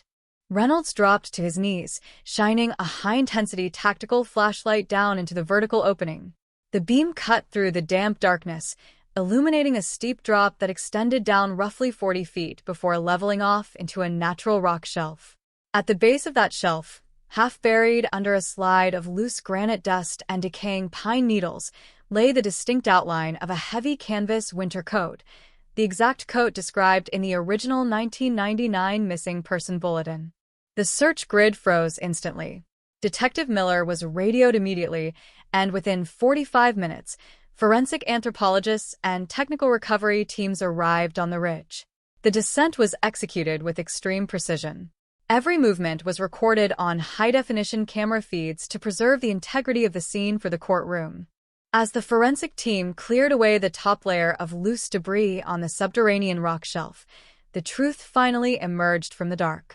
Beneath the canvas coat, preserved in the cold, dry environment of the mountain cavern, lay human skeletal remains. Beside the remains, tucked into the inner pocket of the jacket, was a leather wallet containing the victim's driver's license and personal identification cards, pristine, untouched by the 14 years that had passed overhead. The discovery was a devastating, monumental triumph of perseverance over passage of time. The phantom narrative constructed by Arthur Vance was shattered. The cold mountain had finally surrendered its secret, breaking the 14-year-old's silence and bringing the missing out of the dark. As the recovery team carefully elevated the remains out of the fissure into the gray afternoon light, a heavy rain began to fall across Phantom Canyon, washing away the dust of the search site. For Detective Miller and the long-suffering community of Teller County, the physical recovery was a profound, emotional turning point. The victim was no longer a name on a dusty cardboard box or a cold statistic on a police whiteboard. They were coming home, and the justice system was finally ready to deliver its unyielding verdict. The recovery of the remains from the subterranean darkness of Phantom Canyon transformed the legal landscape instantly. What had begun as an elusive missing persons investigation, stalled for 14 agonizing years, was now a bulletproof capital murder prosecution. The evidence was no longer circumstantial or fragmented. It was an unbroken chain, linking the physical reality of a brutal crime to the man who had spent over a decade believing he was beyond the reach of the law. In early autumn 2013, the trial of Colorado versus Arthur Vance commenced at the El Paso County Courthouse in Colorado Springs. The courtroom was packed to capacity every single day with local residents, retired law enforcement officers, national legal analysts, and international journalists. The atmosphere inside the gallery was heavy, thick with the accumulated grief and unresolved trauma of an entire mountain community that had lived under a cloud of fear since the last winter of the 20th century. Leading the prosecution team was Senior Assistant District Attorney Marcus Thorne, a veteran prosecutor known for his surgical, uncompromising presentation of forensic evidence. Thorne knew that despite the overwhelming physical discoveries, the defense team, led by high-profile defense attorney Eleanor Vancecross, no relation to the defendant or the retired detective, would try to exploit every possible technical vulnerability in the state's case. Her strategy was clear from her opening statement: attack the 14-year timeline, question the chain of custody of the leather key fob while it sat in storage, and paint Arthur Vance as an elderly, frail scapegoat targeted by an ambitious police department eager to close a high-profile cold case. 14 years, ladies and gentlemen of the jury, Vancecross argued passionately during her opening remarks, pacing before the jury box. 14 years that key fob sat in a cardboard box, passing through dozens of hands, moving between different facilities, handled during routine inventories and precinct relocations. The state wants you to believe that a microscopic cluster of cells survived pristine through all those years without contamination. They want you to trade a man's life for a speculative science experiment. Thorne listened quietly from the prosecution table, his expression unreadable. He knew that rhetoric could sound persuasive until it collided head-on with cold, unyielding scientific truth.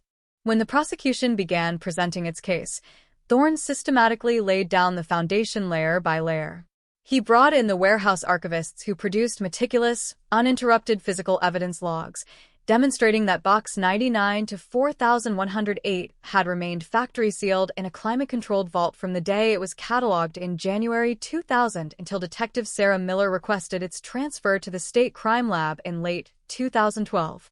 Next came Dr. Marcus Vance, the lead forensic geneticist from the Colorado Bureau of Investigation. Taking the stand with a quiet, authoritative composure, Dr. Vance walked the jury through the intricacies of touch DNA analysis and low copy number PCR amplification. Using high-definition visual charts projected across the courtroom screens, he showed the jury the genetic electropherogram, the scientific blueprint of life itself.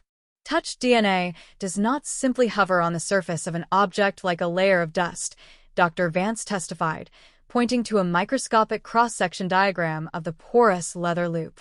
When a person exerts significant pressure, such as gripping a key fob tightly to strip a key from an ignition, the friction forces sloughed off skin cells deep into the fiber matrix of the leather. Contamination from casual handling or ambient air deposits cells loosely on the exterior. What we recovered was embedded deep within the structural weave of the material. It was protected from ambient decay, shielded by the very leather itself.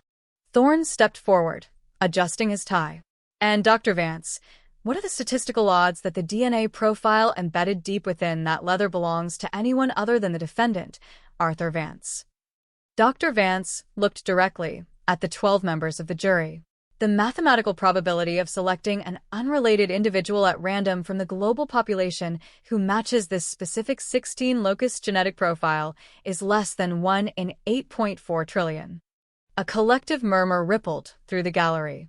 The scientific argument was not just compelling, it was statistically absolute. However, the emotional epicenter of the trial occurred on the 9th day, when Detective Sarah Miller took the witness stand.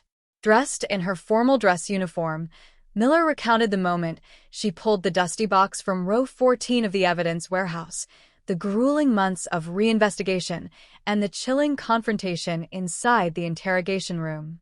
The prosecution played the audio recording of Arthur Vance's partial confession, his raspy, indifferent voice echoing through the quiet courtroom, describing the idling engine in the driveway, the quiet house, and the dark drop off the edge of Phantom Canyon. Members of the victim's family wept silently in the front row, holding hands as the haunting words filled the room.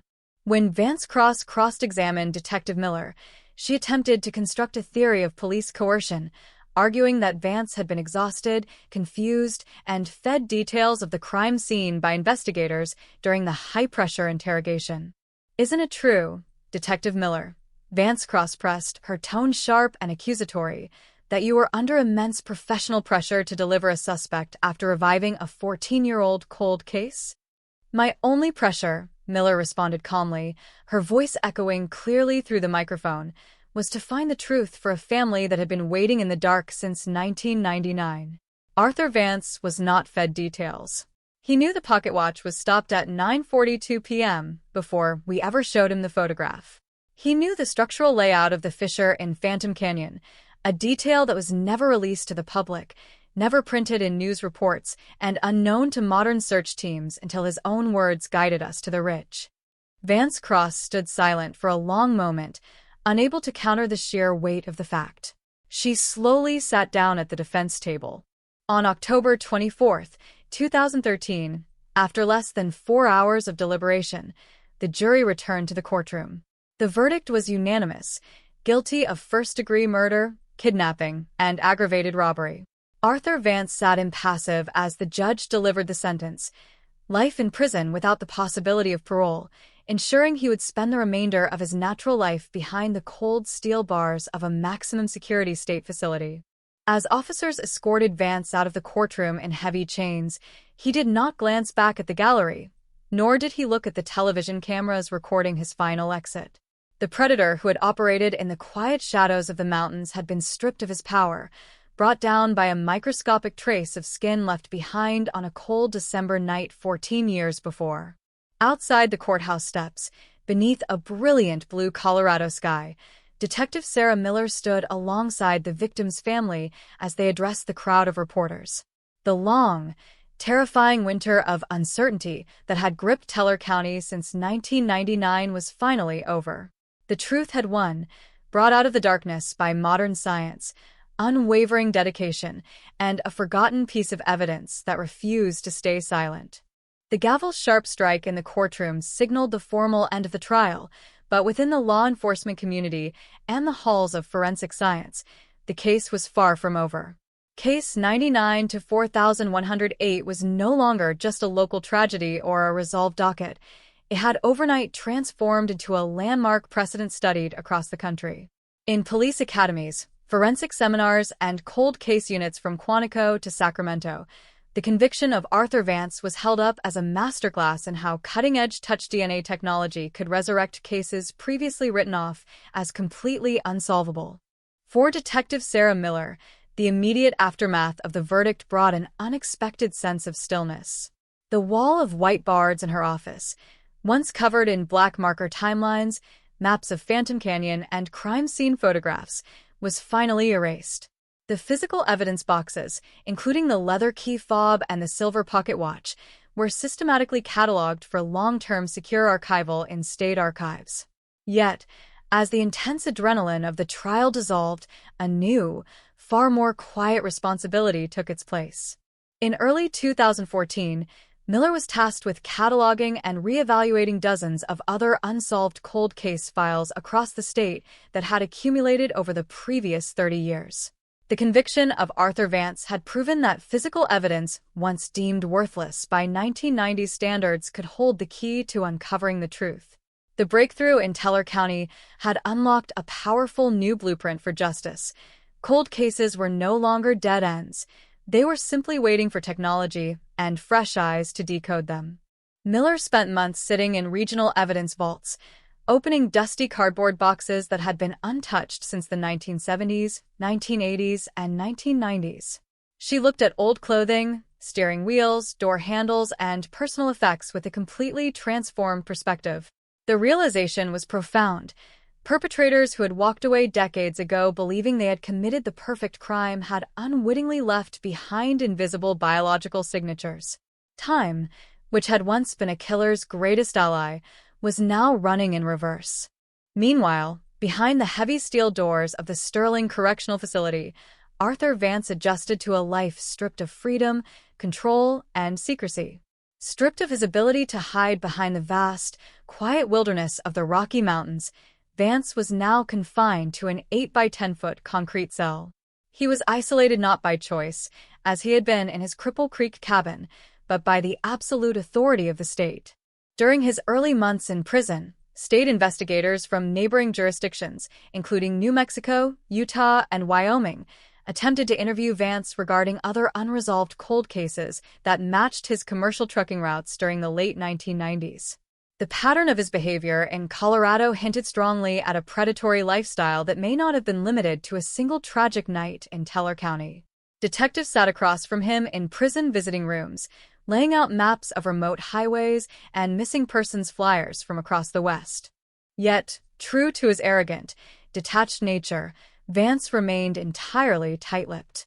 He refused to offer additional details, choosing instead to sit in bitter silence, clutching the only control he had left, his unresolved secrets. But law enforcement officers no longer depended on his cooperation. Using the very same touch DNA techniques that had broken the 1999 Teller County mystery, multi-state task forces began pulling long-dormant evidence boxes from out-of-state archives, submitting them for advanced genetic testing against Vance's permanent Cody's profile. Back in Teller County, the physical landscape was beginning its slow, natural healing process. The quiet mountain home where the porch light had burned for 14 long years was finally sold to new owners who brought life, laughter, and light back to the property.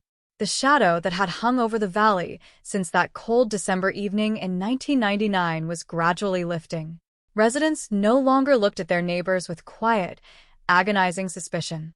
The monster had been identified, named, tried, and buried beneath the crushing weight of a life sentence.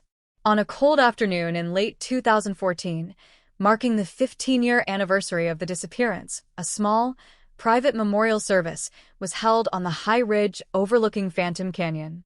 The victim's family, alongside Detective Sarah Miller, retired Detective Richard Vance, and members of the volunteer search teams who had trudged through the snow back in 1999, gathered beneath the towering pines.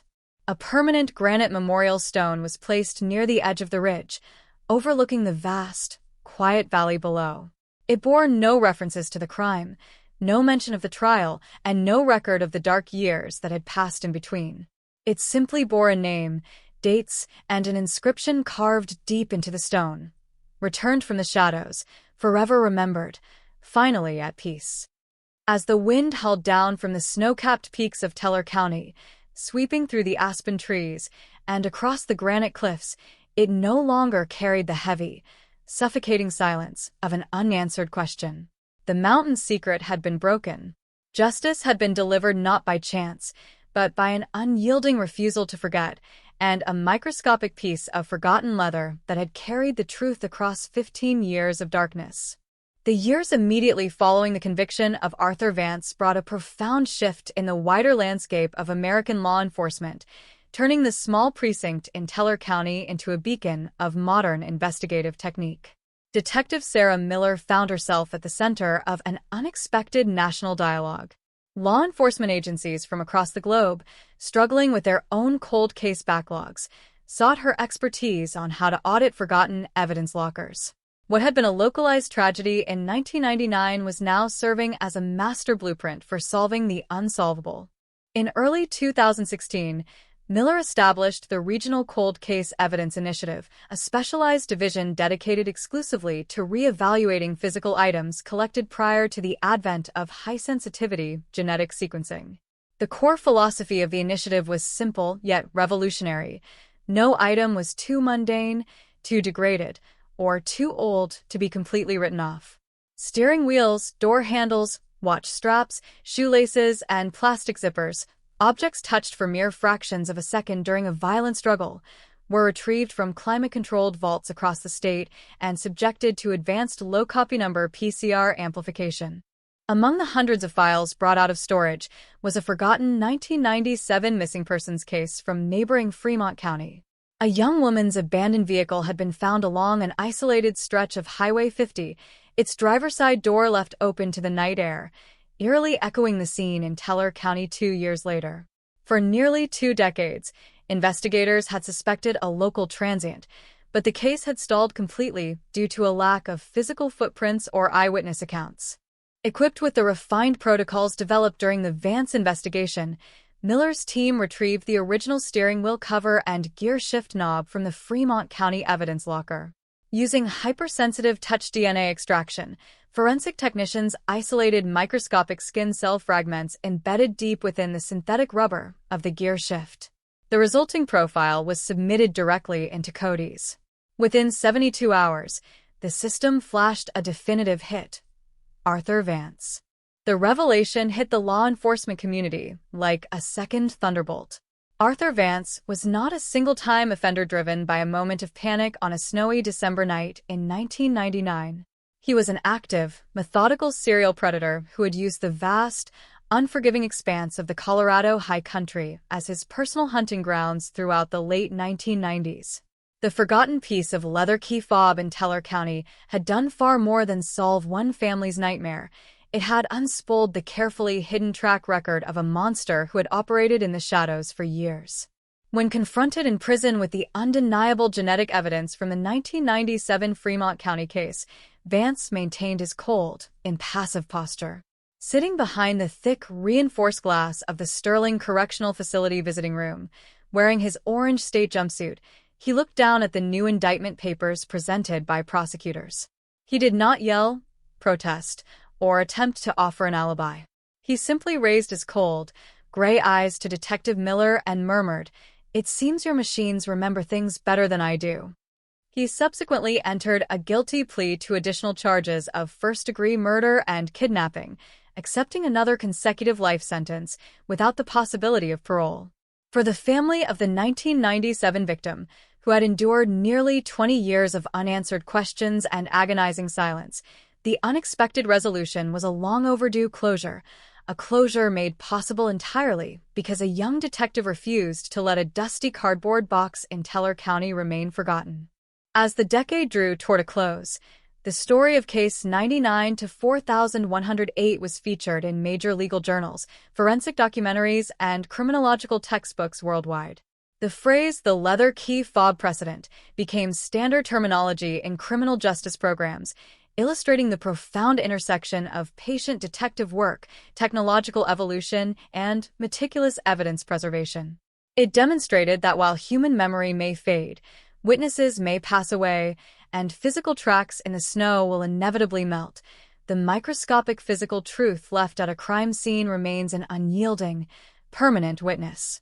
In Teller County itself, time continued its steady, quiet march forward. The old police station basement where Detective Richard Vance had once spent sleepless nights staring at white boards was replaced by a modern, state-of-the-art justice center. In the main lobby of the new facility, framed beside a commemorative plaque honoring victims of unsolved crimes, rested a small, symbolic artifact, a retired, empty evidence box marked with the original 1999 case number. It stood as a permanent daily reminder to every young deputy stepping onto the force that no case is ever truly dead, no voice is ever entirely silenced, and no secret can stay buried forever beneath the cold mountain snow. By the spring of 2022, nearly a decade had elapsed since Arthur Vance walked out of the El Paso County Courthouse in heavy chains, bound for a life sentence in maximum security. The ripple effects of his conviction, however, continued to reverberate through the criminal justice landscape. What began as a single breakthrough in a quiet mountain precinct had matured into a systemic overhaul of cold case methodology statewide. The Teller County Model, a rigorous framework combining historical evidence audits, microcellular touch DNA extraction, and spatial terrain mapping, was officially adopted across regional task forces, turning cold case units from reactive repositories into proactive engines of justice. In Teller County, the transformation was both institutional and emotional. The long shadow cast by the 1999 disappearance had fundamentally reshaped the identity of the local sheriff's office. Young detectives entering the department were trained not just on modern digital forensics, but on the enduring lesson of Case 99 to 4108, that an investigation is only as dead as the patience of those assigned to work it. The High Country Valley, once choked by decades of unresolved fear, had reclaimed its peace. Families drove down U.S. Route 24 without looking nervously into the dense pine forests, and new residents built homes along the quiet mountain roads where an open vehicle door had once signaled an unthinkable nightmare. In 2024, Detective Sarah Miller, now serving as commander of the Regional Major Crimes Division, oversaw the completion of the Colorado Evidence Vault digitalization project. Thousands of legacy files, dating from the late 1960s through the early 2000s, were fully cataloged, geotagged, and cross-referenced with modern forensic databases. During this massive archival initiative, Miller insisted that the original physical items from the 1999 investigation remain preserved in their original state rather than being destroyed after Vance's exhausted appeals. To Miller, those artifacts were not merely legal exhibits, they were sacred fragments of truth that had waited 14 years to speak. In late 2025, a National Criminal Justice Summit in Denver highlighted the Teller County investigation as a case study in forensic resilience. Addressing an audience of international homicide investigators, forensic scientists, and legal experts, Commander Miller stood before a massive screen displaying a photograph of the weathered leather key fob. The slide showed the magnified grain of the leather, highlighting the microscopic pores where cellular material had laid dormant through years of freezing mountain winters and dusty warehouse storage. When we talk about cold cases, we often speak in terms of time running out, Miller told the audience, her voice echoing clearly through the auditorium. We talk about witnesses moving away, memories fading, and physical evidence deteriorating. But what the 1999 Colorado case proved is that time is not always our enemy. Sometimes, time is simply the space required for science to catch up with the truth. The perpetrator thought the snowstorm had erased his existence from that driveway. He believed that because 14 years had passed, he had won. But he didn't account for the fact that every human action leaves an indelible mark, a silent signature buried deep within the grain of reality. As the summit concluded, news arrived from the Sterling Correctional Facility. Arthur Vance, aged 78, had passed away in his cell from natural causes, ending his life in the same cold, isolated confinement he had spent over a decade trying to evade. He died without offering further confessions, taking whatever remaining secrets he possessed to his grave. But his death brought no renewed panic, no fresh wave of anxiety to the high country. His power had been stripped from him years earlier, not by force or speculation, but by the cold, unyielding weight of scientific truth. In the quiet timberlands above Cripple Creek and along the sheer rock faces of Phantom Canyon, the mountain wind continued to blow through the tall pines. But it no longer carried the ghostly weight of an unsolved crime. The porch light that had burned for 14 long years was finally turned off, replaced by the enduring light of justice served, memories honored, and a mystery broken forever by a forgotten piece of evidence. The quiet passing of Arthur Vance inside his concrete cell marked the final, definitive stroke of a pen on a chronicle that had haunted the Rocky Mountains for more than a quarter of a century. Yet, as the high country breezes swept across Teller County in the summer of 2026, the legacy of Case 99 to 4108 did not vanish into the annals of forgotten history. Instead, it stood as a permanent, living testament to the triumph of quiet human persistence over the cold, indifferent passage of time. In the small mountain precinct where the mystery had first taken root on that freezing December night in 1999, the modern operations room now housed a dedicated training station known simply as the Vance Archive. It was not a museum of horrors, nor was it a monument to a criminal. It was an educational sanctuary designed for a new generation of investigators, men and women who had not yet been born when the open car door sat idling in the mountain snow. Mounted on the central wall beneath a glass display case was a high-resolution, three-dimensional microscopic print of the leather key fob, its intricate cross-hatched pores illuminated to show where human skin cells had lay trapped for 14 years in complete darkness. Commander Sarah Miller, now nearing the end of a long, distinguished career that had fundamentally reshaped cold case methodologies across the American West, often walked into the archive during the quiet hours before dawn. Looking at the replica of the key fob, she was reminded that the true power of law enforcement lay not in grand tactical displays or instant breakthroughs, but in the painstaking, unglamorous refusal to surrender to time. Every cold case file stacked on a shelf was not merely a bundle of yellowed paper. It was a family's suspended life, a community's unhealed wound, a human voice waiting for the right technological key to unlock its story. The methodology forged during the investigation had now spread far beyond the borders of Colorado. Across the country, state legislatures had passed expanded evidence preservation statutes directly inspired by the 1999 case, mandating that physical items from unsolved felonies be maintained in specialized, climate-controlled environments indefinitely. The old practice of disposing of secondary evidence, items that appeared to hold no immediate biological fluid stains, was completely abolished. Thousands of backlogged cases involving missing persons, cold homicides, and unidentified remains were systematically re-examined through the lens of microcellular forensics. In town after town, where families had spent decades staring out empty windows, answers were finally arriving, delivered not by sudden confessions, but by the silent, microscopic testimony left behind on door handles, watch buckles, steering wheels, and forgotten scraps of fabric. Up on the isolated ridge overlooking Phantom Canyon, where the granite cliffs dropped steeply into the forested abyss, the memorial stone placed years earlier had weathered slightly under the intense high-altitude sun and severe winter blizzards. The granite had softened at the edges, and wild alpine flowers grew around its base, framing the carved inscription, returned from the shadows, forever remembered, finally at peace. Hikers passing along the timber trails often stopped at the site, leaving small pebbles, pine cones, or quiet thoughts before continuing into the wilderness. The canyon, once viewed with dread as a dark graveyard of stolen secrets, had been reclaimed by the quiet majesty of nature.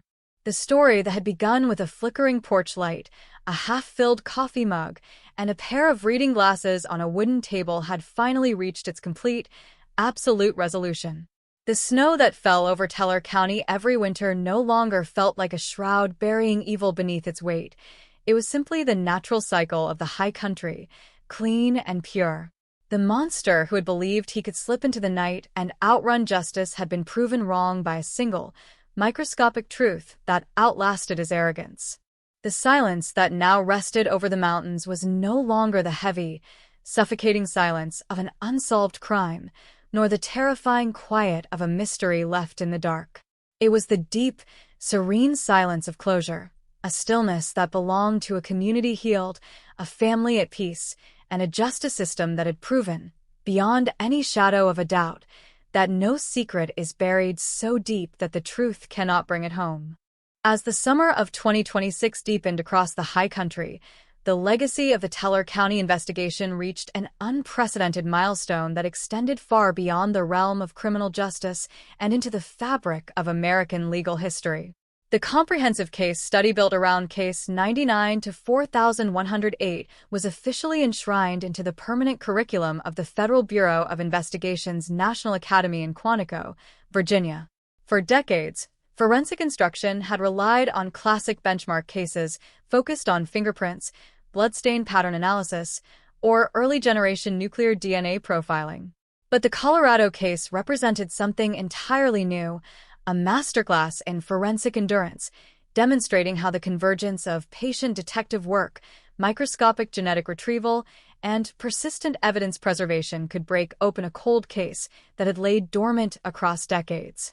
At the center of this academic and operational revolution stood Commander Sarah Miller, whose career had become synonymous with the modern evolution of cold case investigations. Though nearing her formal retirement from law enforcement, Miller found herself invited to deliver the keynote address at the International Association of Homicide Investigators Symposium in Denver. Before an audience of thousands of veteran detectives, forensic scientists, prosecutors, and federal agents, Miller did not focus on the tactical raid that captured Arthur Vance or the high-profile drama of the courtroom trial. Instead, she brought to the screen a simple, high-resolution photograph taken on that freezing night in December 1999, the quiet interior of the victim's home, showing the unsipped mug of coffee, the half-read newspaper, and the pair of reading glasses resting beside an open notebook. When we look at a scene like this, Miller addressed the silent hall, her voice steady and echoing with decades of experience. Our immediate human instinct is to focus on what is missing. We look at the empty chair, the open door, the footprints covered by snow, and we feel an overwhelming sense of absence. For 14 years, the narrative of this case was defined by that absence.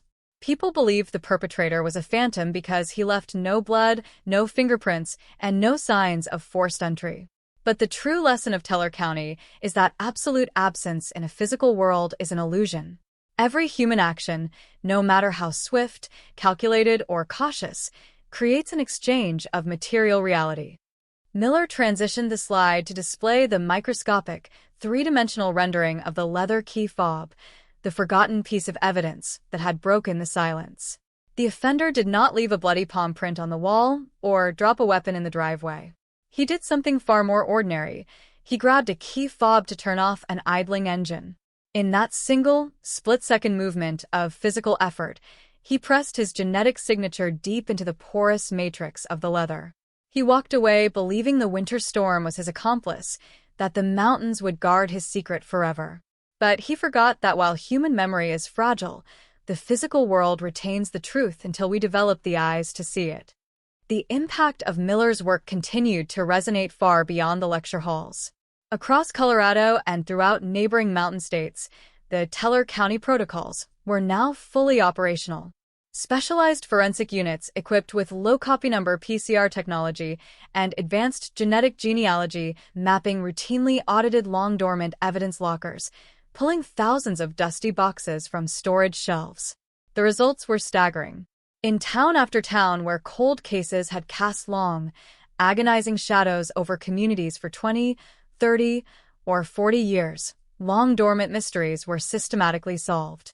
Serial offenders who had lived comfortable, hidden lives under the assumption that time had granted them immunity were suddenly met at their front doors by detectives holding warrants backed by unyielding genetic evidence.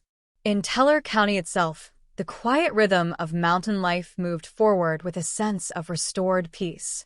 The generation of residents who had lived through the terrifying winter of 1999, who had locked their doors, drawn their blinds, and looked at their neighbors with quiet, agonizing suspicion, had passed down a different story to their children. Case 99-4108 was no longer remembered as a terrifying tale of a phantom predator who got away with murder in the snow. It was remembered as the story of a community that refused to forget, a law enforcement department that never surrendered to the passage of time, and a justice system that proved that no secret is buried so deep that the truth cannot bring it into the light. On a crisp, sunny afternoon in late autumn 2026, Commander Sarah Miller walked through the front doors of the Teller County Sheriff's Office for the final time as an active duty officer. Outside, the golden leaves of the aspen trees fluttered against the deep blue Colorado sky, and in the distance, the majestic, snow-capped peak of Pikes Peak towered over the valley. As she stood near the edge of the parking lot, looking out over the quiet timberlands that stretched toward Phantom Canyon, she felt no lingering ghosts, no unanswered questions, and no unresolved grief. The porch light that had burned for 14 long years in the mountain darkness was no longer needed. The long, freezing night that had begun in late 1999 had finally yielded to the permanent, unyielding light of justice served, memories honored, and a mystery broken forever by a forgotten piece of evidence that refused to stay silent. The formal retirement of Commander Sarah Miller in late 2026 marked the conclusion of a singular chapter in Colorado law enforcement, but the momentum generated by Case 99-4108 had taken on a life of its own. What began as a local investigation in a high-country mountain town had expanded into an international forensic movement known across global law enforcement networks as the Microtrace Historical Audit Protocol. By early 2027, justice departments across North America and Western Europe were actively adopting the specialized methodologies refined during the 14-year search for truth in Teller County. Inside the specialized labs of the Colorado Bureau of Investigation, the legacy of the Arthur Vance prosecution had created a permanent, specialized division, the Touch DNA and Historical Artifact Matrix Unit. The lab was designed specifically to handle microbiological trace extraction from non-traditional, highly porous, or severely aged physical artifacts. No longer did technicians look solely for bloodstains, fingerprints, or bodily fluids on cold case exhibits. Instead, they placed items under ultra-high-definition digital mapping arrays, analyzing the microscopic topography of aged wood, rusted metal, stitched canvas, and degraded leather. The revolution went far beyond solving isolated crimes. It fundamentally altered how society viewed the concept of a cold case. For decades, the public perception of an unsolved homicide was steeped in a sense of fatalistic tragedy, a belief that once the initial search parties went home and the tire tracks melted in the spring thaw, the truth was lost to the wind forever. Case 99-4108 permanently demolished that defeatist narrative. It established a new paradigm. That physical evidence is an unyielding, permanent witness that does not degrade in memory, does not lie under pressure, and does not lose its voice simply because decades have passed in the dark. In Teller County itself, the physical landmarks of the 1999 tragedy had undergone a quiet, symbolic evolution. The long-abandoned transport depot off Highway 24, where Arthur Vance had once parked his commercial rig on that snowy December evening, was demolished by county authorities. In its place, the local land trust established a quiet nature preserve, a stretch of open mountain meadow framed by towering ponderosa pines and vibrant aspen groves. A simple wooden footbridge crossed a gentle mountain stream, leading visitors to a stone bench where hikers could sit and take in the panoramic beauty of the Front Range. There were no plaque markers detailing the violent acts of Arthur Vance at the preserve, nor were there lingering traces of the dark winter of 1999. The community had deliberately chosen to replace a site once associated with predatory secrecy with a sanctuary of light, open air, and natural peace. Children ran along the dirt trails, families picnicked beneath the high country sun, and the quiet rhythm of mountain life moved forward, completely unburdened by the phantom that had once walked through the trees. Meanwhile, in law enforcement academies and university forensic programs nationwide, the technical narrative of Case 99-4108 was taught as a foundational lesson in investigative humility and scientific rigor. Professors emphasized that the ultimate breakdown of the mystery was not achieved through a sudden stroke of genius or an unexpected stroke of luck, but through the methodical, disciplined re-examination of an item that had been logged, bagged, and ignored in an evidence box for over a decade. It served as a stark, enduring reminder to every future detective that the piece of evidence that breaks a case wide open is often sitting right in front of them, waiting silently for the right questions to be asked. Retired Commander Sarah Miller, living in a sunlit home near the foothills of the Rockies, spent her retirement days writing, lecturing, and consulting on cold case task forces across the country. She frequently returned to Teller County, not to revisit old crime scenes, but to walk the quiet trails of the nature preserve and meet with young officers who were carrying the work forward. When asked by legal journalists what lesson she took away from the 14-year journey from a silent snowbound driveway to a life sentence in maximum security, Miller always pointed back to that simple, weathered loop of leather. People often think that justice in a cold case requires a massive, dramatic breakthrough, Miller noted in a quiet interview. They expect a sudden deathbed confession or a cinematic witness coming forward out of nowhere. But real justice is rarely dramatic. It is quiet. It is patient. It lives in the microscopic spaces where a criminal thinks nobody is looking. Arthur Vance believed that the snowstorm of 1999 had given him the ultimate victory, that the mountain cold would protect him forever. But he didn't realize that truth isn't something you can bury, lock away, or cover with snow. Truth stays right where you left it, and eventually, light finds a way in. As the afternoon sun dipped behind the jagged granite peaks of Teller County, casting long, warm shadows over the pine-scented valley, the high country sat in profound, uninterrupted tranquility. The porch light that had burned through 14 long years of dark winter nights was gone, no longer needed to guide the lost home. The silence that rested over the mountains was clean, clear, and complete. The serene, unbroken silence of a mystery finally solved, a story brought to its rightful conclusion, and a truth that refused to be forgotten. Part 14. By the autumn of 2026, the enduring legacy of the Teller County investigation had transcended even its legal and scientific accomplishments, embedding itself deeply into the cultural memory and civic identity of the American West.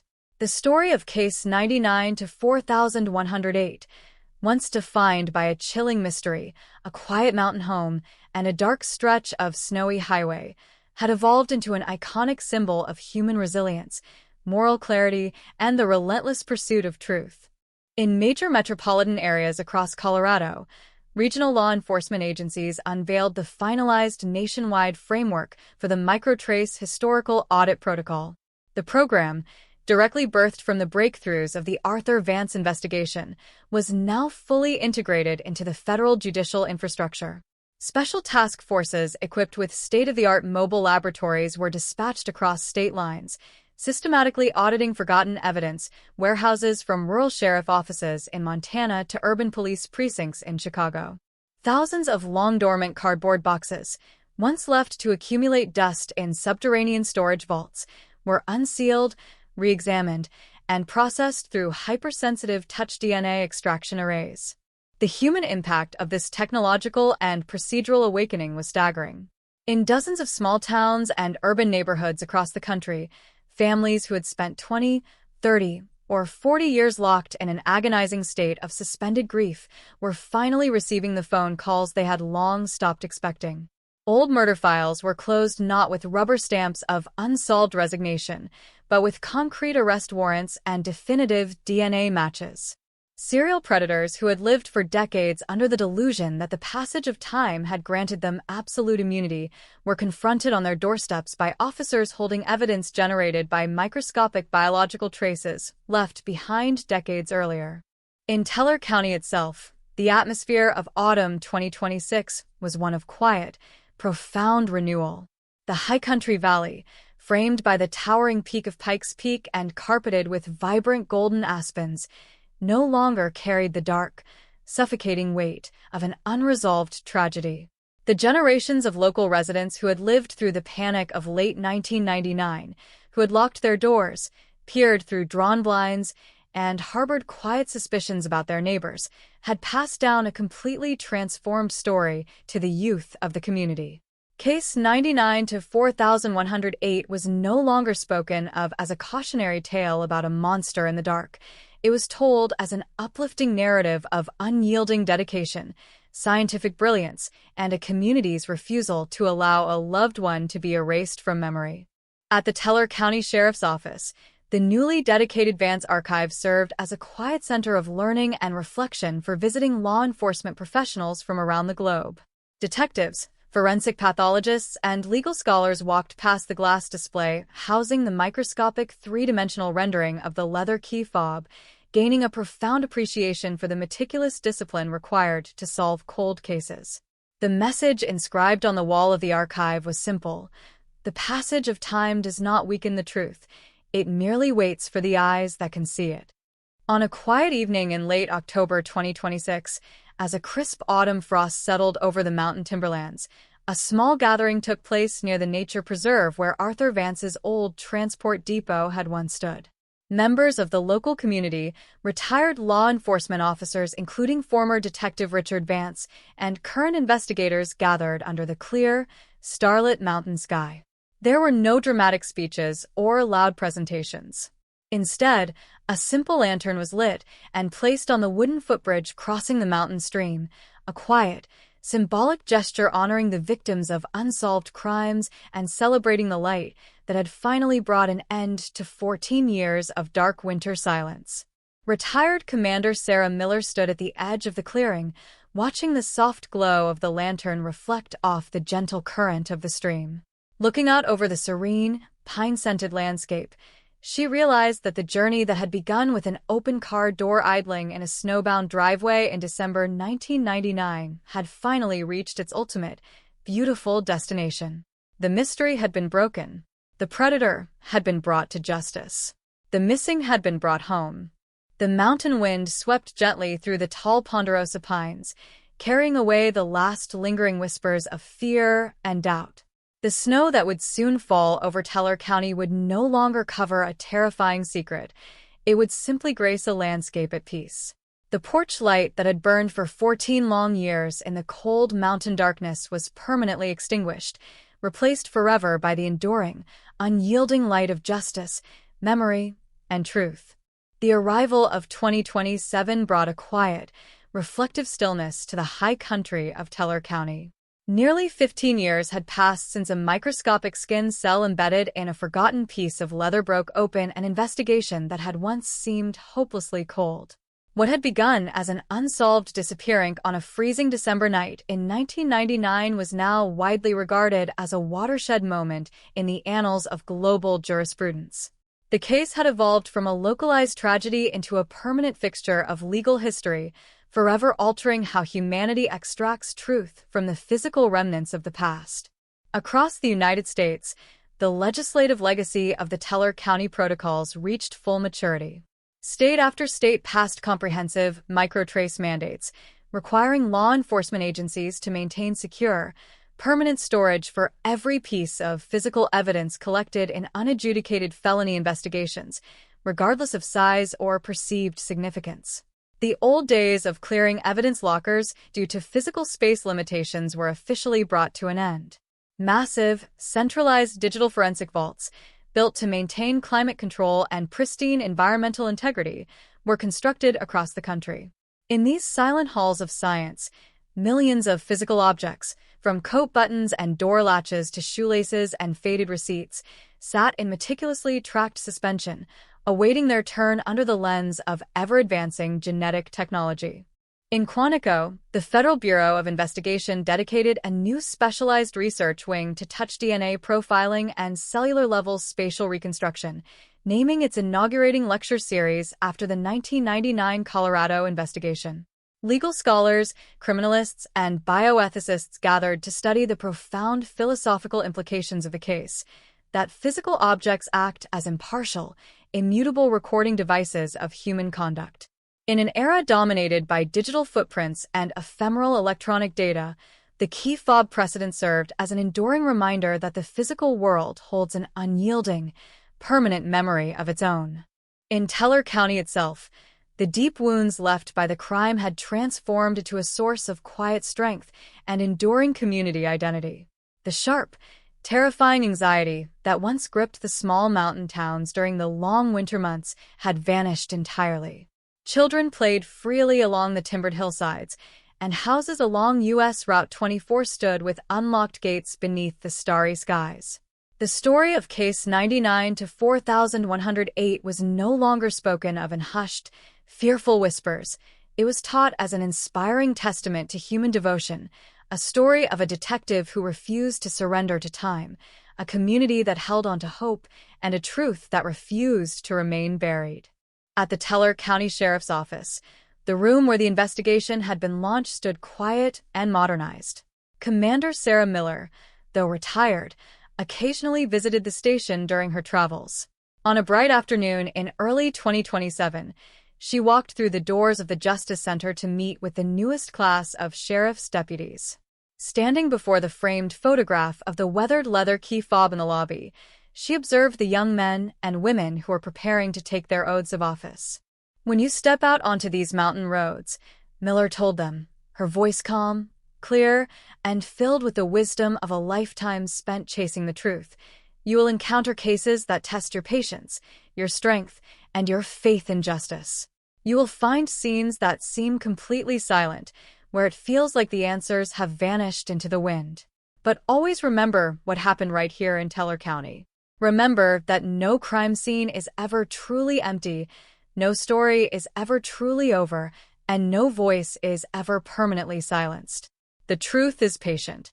It waits in the cold, it waits in the dark, and it waits for someone with the discipline to bring it into the light."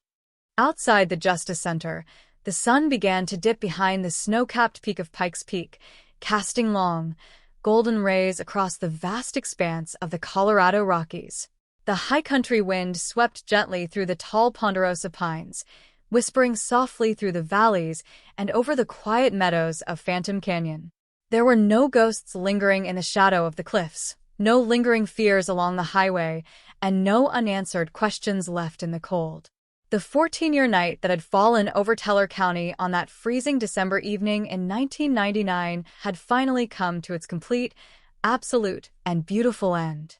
The porch light that had burned through over a decade of darkness was no longer needed, for the dawn of justice had arrived in full, unyielding splendor, leaving behind a peaceful sky, an honored memory, and a truth that would shine forever.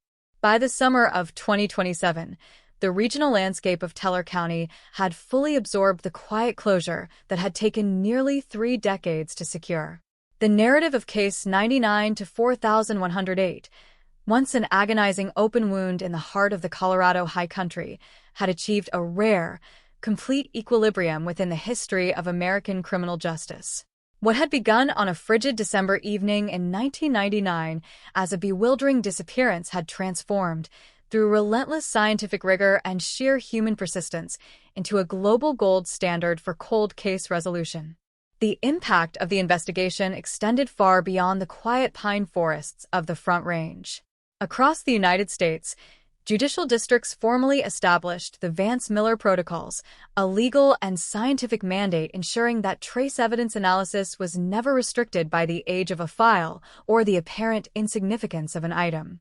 In forensic laboratories from London to Tokyo, Technicians studied the microcellular recovery methods pioneered on the leather key fob. The case proved that contact with an object, no matter how brief or obscured by time and weather, creates a permanent molecular record. The physical world, scientists realized, acts as an unyielding archive of human conduct, one that waits patiently for technology to catch up with its secrets. In Cripple Creek and Woodland Park, the shift was deeply personal. The generation that had lived through the dark winter of 1999, anxious parents who had locked their doors, checked their snow-covered driveways, and looked at strangers with quiet dread, could finally look back without lingering fear. The story passed down to the younger generation was no longer a cautionary tale about a phantom predator lurking in the dark. It became a story about accountability, community endurance, and the absolute certainty that justice, though delayed, is inevitable. In mid-2027, the Teller County Sheriff's Office completed its state-of-the-art regional forensic archive, dedicated in honor of all victims of unresolved crimes. The main hall of the facility featured a quiet memorial space, illuminated by natural light filtering through tall glass windows facing Pikes Peak. Mounted on a granite pedestal stood a glass enclosure containing a high-resolution, three-dimensional microscopic rendering of the leather key fob. It was not displayed as a trophy of prosecution, but as a monument to patience, a physical reminder to every young investigator who walked the halls that no case is ever truly lost and no victim is ever forgotten. Retired Commander Sarah Miller, who occasionally returned to the precinct as a guest lecturer for incoming investigative units, spent her quiet afternoons walking the timber trails of Phantom Canyon. Where there had once been an overwhelming sense of darkness and unresolved tragedy, there was now only the tranquil beauty of the mountain wilderness. The granite cliffs, the rushing streams, and the whispering ponderosa pines no longer held a terrifying secret. Nature had reclaimed its peace. As the sun set over the Rocky Mountains on a warm July evening, casting a golden hue over the valleys of Teller County, the final chapter of a 28-year saga rested completely written. The porch light that had burned for 14 long years in the cold mountain darkness had long been extinguished, replaced by the permanent, unwavering light of truth. The mystery was solved, the community was healed, and the silence that rested over the mountain peak was finally, beautifully at peace. By the summer of 2027, the regional landscape of Teller County had fully absorbed the quiet closure that had taken nearly 3 decades to secure. The narrative of Case 99 to 4108, once an agonizing open wound in the heart of the Colorado high country, had achieved a rare, complete equilibrium within the history of American criminal justice. What had begun on a frigid December evening in 1999 as a bewildering disappearance had transformed, through relentless scientific rigor and sheer human persistence, into a global gold standard for cold case resolution. The impact of the investigation extended far beyond the quiet pine forests of the Front Range. Across the United States, judicial districts formally established the Vance-Miller Protocols, a legal and scientific mandate ensuring that trace evidence analysis was never restricted by the age of a file or the apparent insignificance of an item. In forensic laboratories from London to Tokyo, technicians studied the microcellular recovery methods pioneered on the leather key fob. The case proved that contact with an object, no matter how brief or obscured by time and weather, creates a permanent molecular record. The physical world, scientists realized, acts as an unyielding archive of human conduct, one that waits patiently for technology to catch up with its secrets. In Cripple Creek and Woodland Park, the shift was deeply personal. The generation that had lived through the dark winter of 1999, anxious parents who had locked their doors, checked their snow-covered driveways, and looked at strangers with quiet dread, could finally look back without lingering fear. The story passed down to the younger generation was no longer a cautionary tale about a phantom predator lurking in the dark. It became a story about accountability, community endurance, and the absolute certainty that justice, though delayed, is inevitable. In mid-2027, the Teller County Sheriff's Office completed its state-of-the-art regional forensic archive, dedicated in honor of all victims of unresolved crimes. The main hall of the facility featured a quiet memorial space, illuminated by natural light filtering through tall glass windows facing Pikes Peak. Mounted on a granite pedestal stood a glass enclosure containing a high-resolution, three-dimensional microscopic rendering of the leather key fob. It was not displayed as a trophy of prosecution, but as a monument to patience, a physical reminder to every young investigator who walked the halls that no case is ever truly lost and no victim is ever forgotten. Retired Commander Sarah Miller, who occasionally returned to the precinct as a guest lecturer for incoming investigative units, spent her quiet afternoons walking the timber trails of Phantom Canyon. Where there had once been an overwhelming sense of darkness and unresolved tragedy, there was now only the tranquil beauty of the mountain wilderness. The granite cliffs, the rushing streams, and the whispering ponderosa pines no longer held a terrifying secret. Nature had reclaimed its peace. As the sun set over the Rocky Mountains on a warm July evening, casting a golden hue over the valleys of Teller County, the final chapter of a 28-year saga rested completely written. The porch light that had burned for 14 long years in the cold mountain darkness had long been extinguished, replaced by the permanent, unwavering light of truth. The mystery was solved, the community was healed, and the silence that rested over the mountain peak was finally, beautifully at peace. As the autumn of 2027 settled over the Rocky Mountains, the long-term historical footprint of Case 99 to 4108 achieved a level of permanence rarely seen in modern legal history. What had started as a solitary, snowbound tragedy in a small Teller County driveway had now completely restructured the global paradigm of cold case resolution, evidence preservation, and microcellular forensics.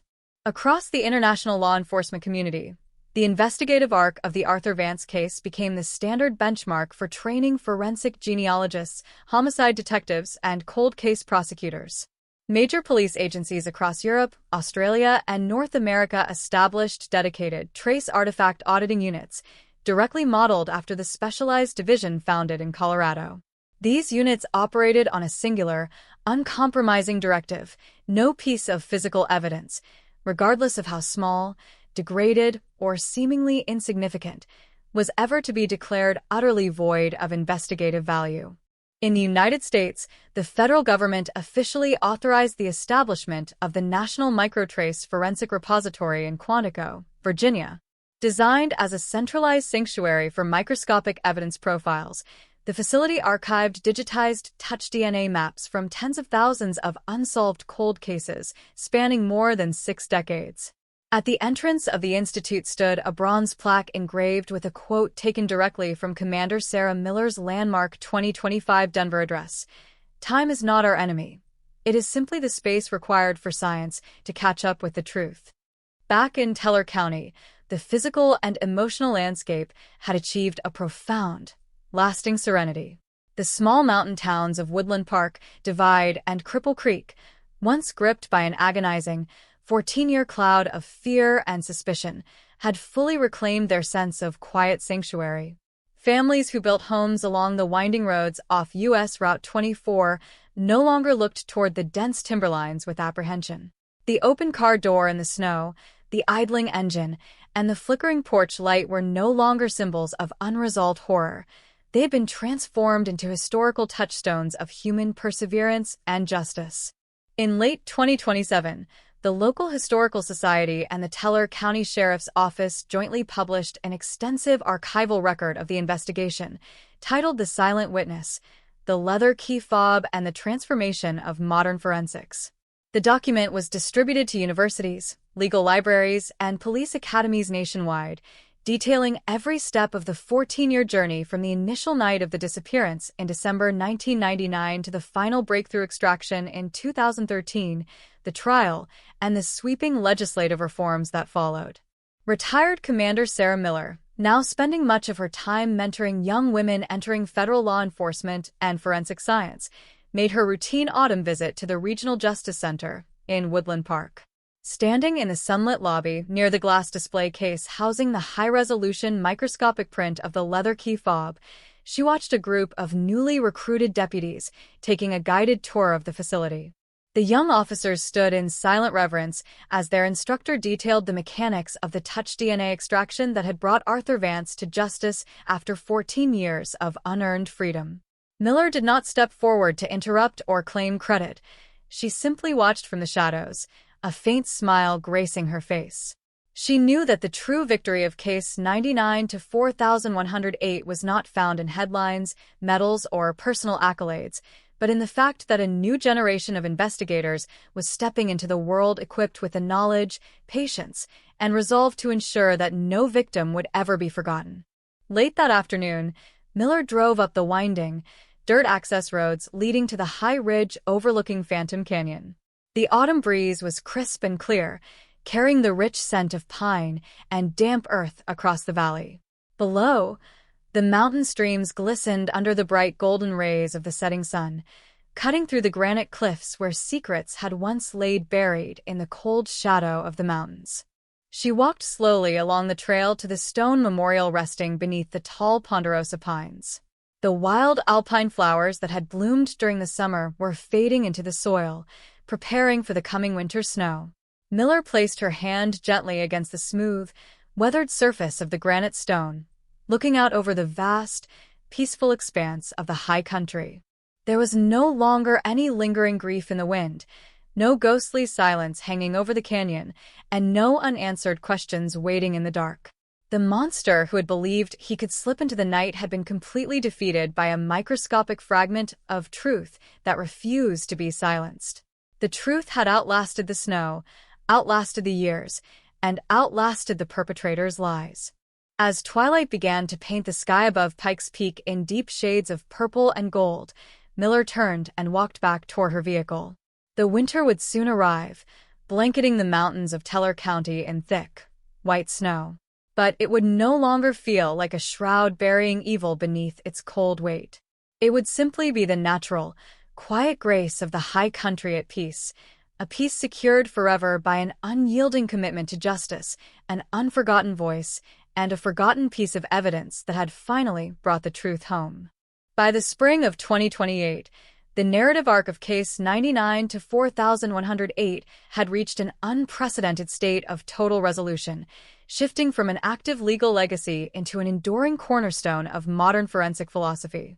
In the decades following the freezing December night in 1999, when an open car door sat idling in the mountain snow, the investigation had grown far beyond a single county's triumph over an unsolved mystery. It stood as a global monument to the principle that no physical action, no matter how fleeting, can ever be completely erased from the fabric of reality. Across the international law enforcement community, the specialized methodology derived from the Colorado breakthrough, now universally codified as the microtrace spatial audit, became a mandatory protocol for cold case units worldwide. Specialized forensic laboratories in North America, Europe, and Asia regularly processed thousands of non-biological, porous artifacts that had previously been classified as dead ends. Using advanced ultra-high-resolution touch DNA sequencing and three-dimensional cellular mapping, investigators systematically unlocked decades-old cold cases. Serial offenders who had lived out their golden years believing their crimes were safely buried under the dust of time were routinely met at their doors by officers carrying warrants backed by undeniable genetic truth. In Quantico, the Federal Bureau of Investigation's National Academy unveiled a dedicated auditorium named in honor of the Teller County investigation. The facility served as the primary training center for federal agents, forensic geneticists, and homicide investigators studying the subtle intersection of patience, technology, and evidence preservation. The central foyer of the auditorium housed a permanent interactive exhibition detailing every phase of Case 99 to 4108, from the initial 1999 search through the long 14-year freeze, the microcellular discovery on the leather key fob, the prosecution of Arthur Vance, and the sweeping legislative reforms that followed. Back in Teller County, the change was profound, serene, and permanent. The small mountain towns of Woodland Park, Divide, and Cripple Creek, communities that had once spent 14 long years trapped in an agonizing haze of fear, suspicion, and unanswered questions, had completely reclaimed their sense of quiet security. The pine-forested slopes framing U.S. Route 24 were no longer viewed as dark, looming hiding places for an unpunished predator. Instead, they returned to what they had always been: majestic, pristine spans of the Rocky Mountain high country where families built their lives in peace. The Teller County Sheriff's Office, once a small rural precinct overwhelmed by an unthinkable cold case, was now recognized as one of the premier law enforcement institutions in the American West.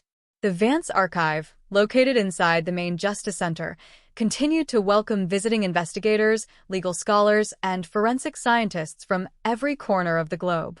Displayed within a climate-controlled glass case at the center of the archive was the high-resolution, three-dimensional microscopic print of the leather key fob.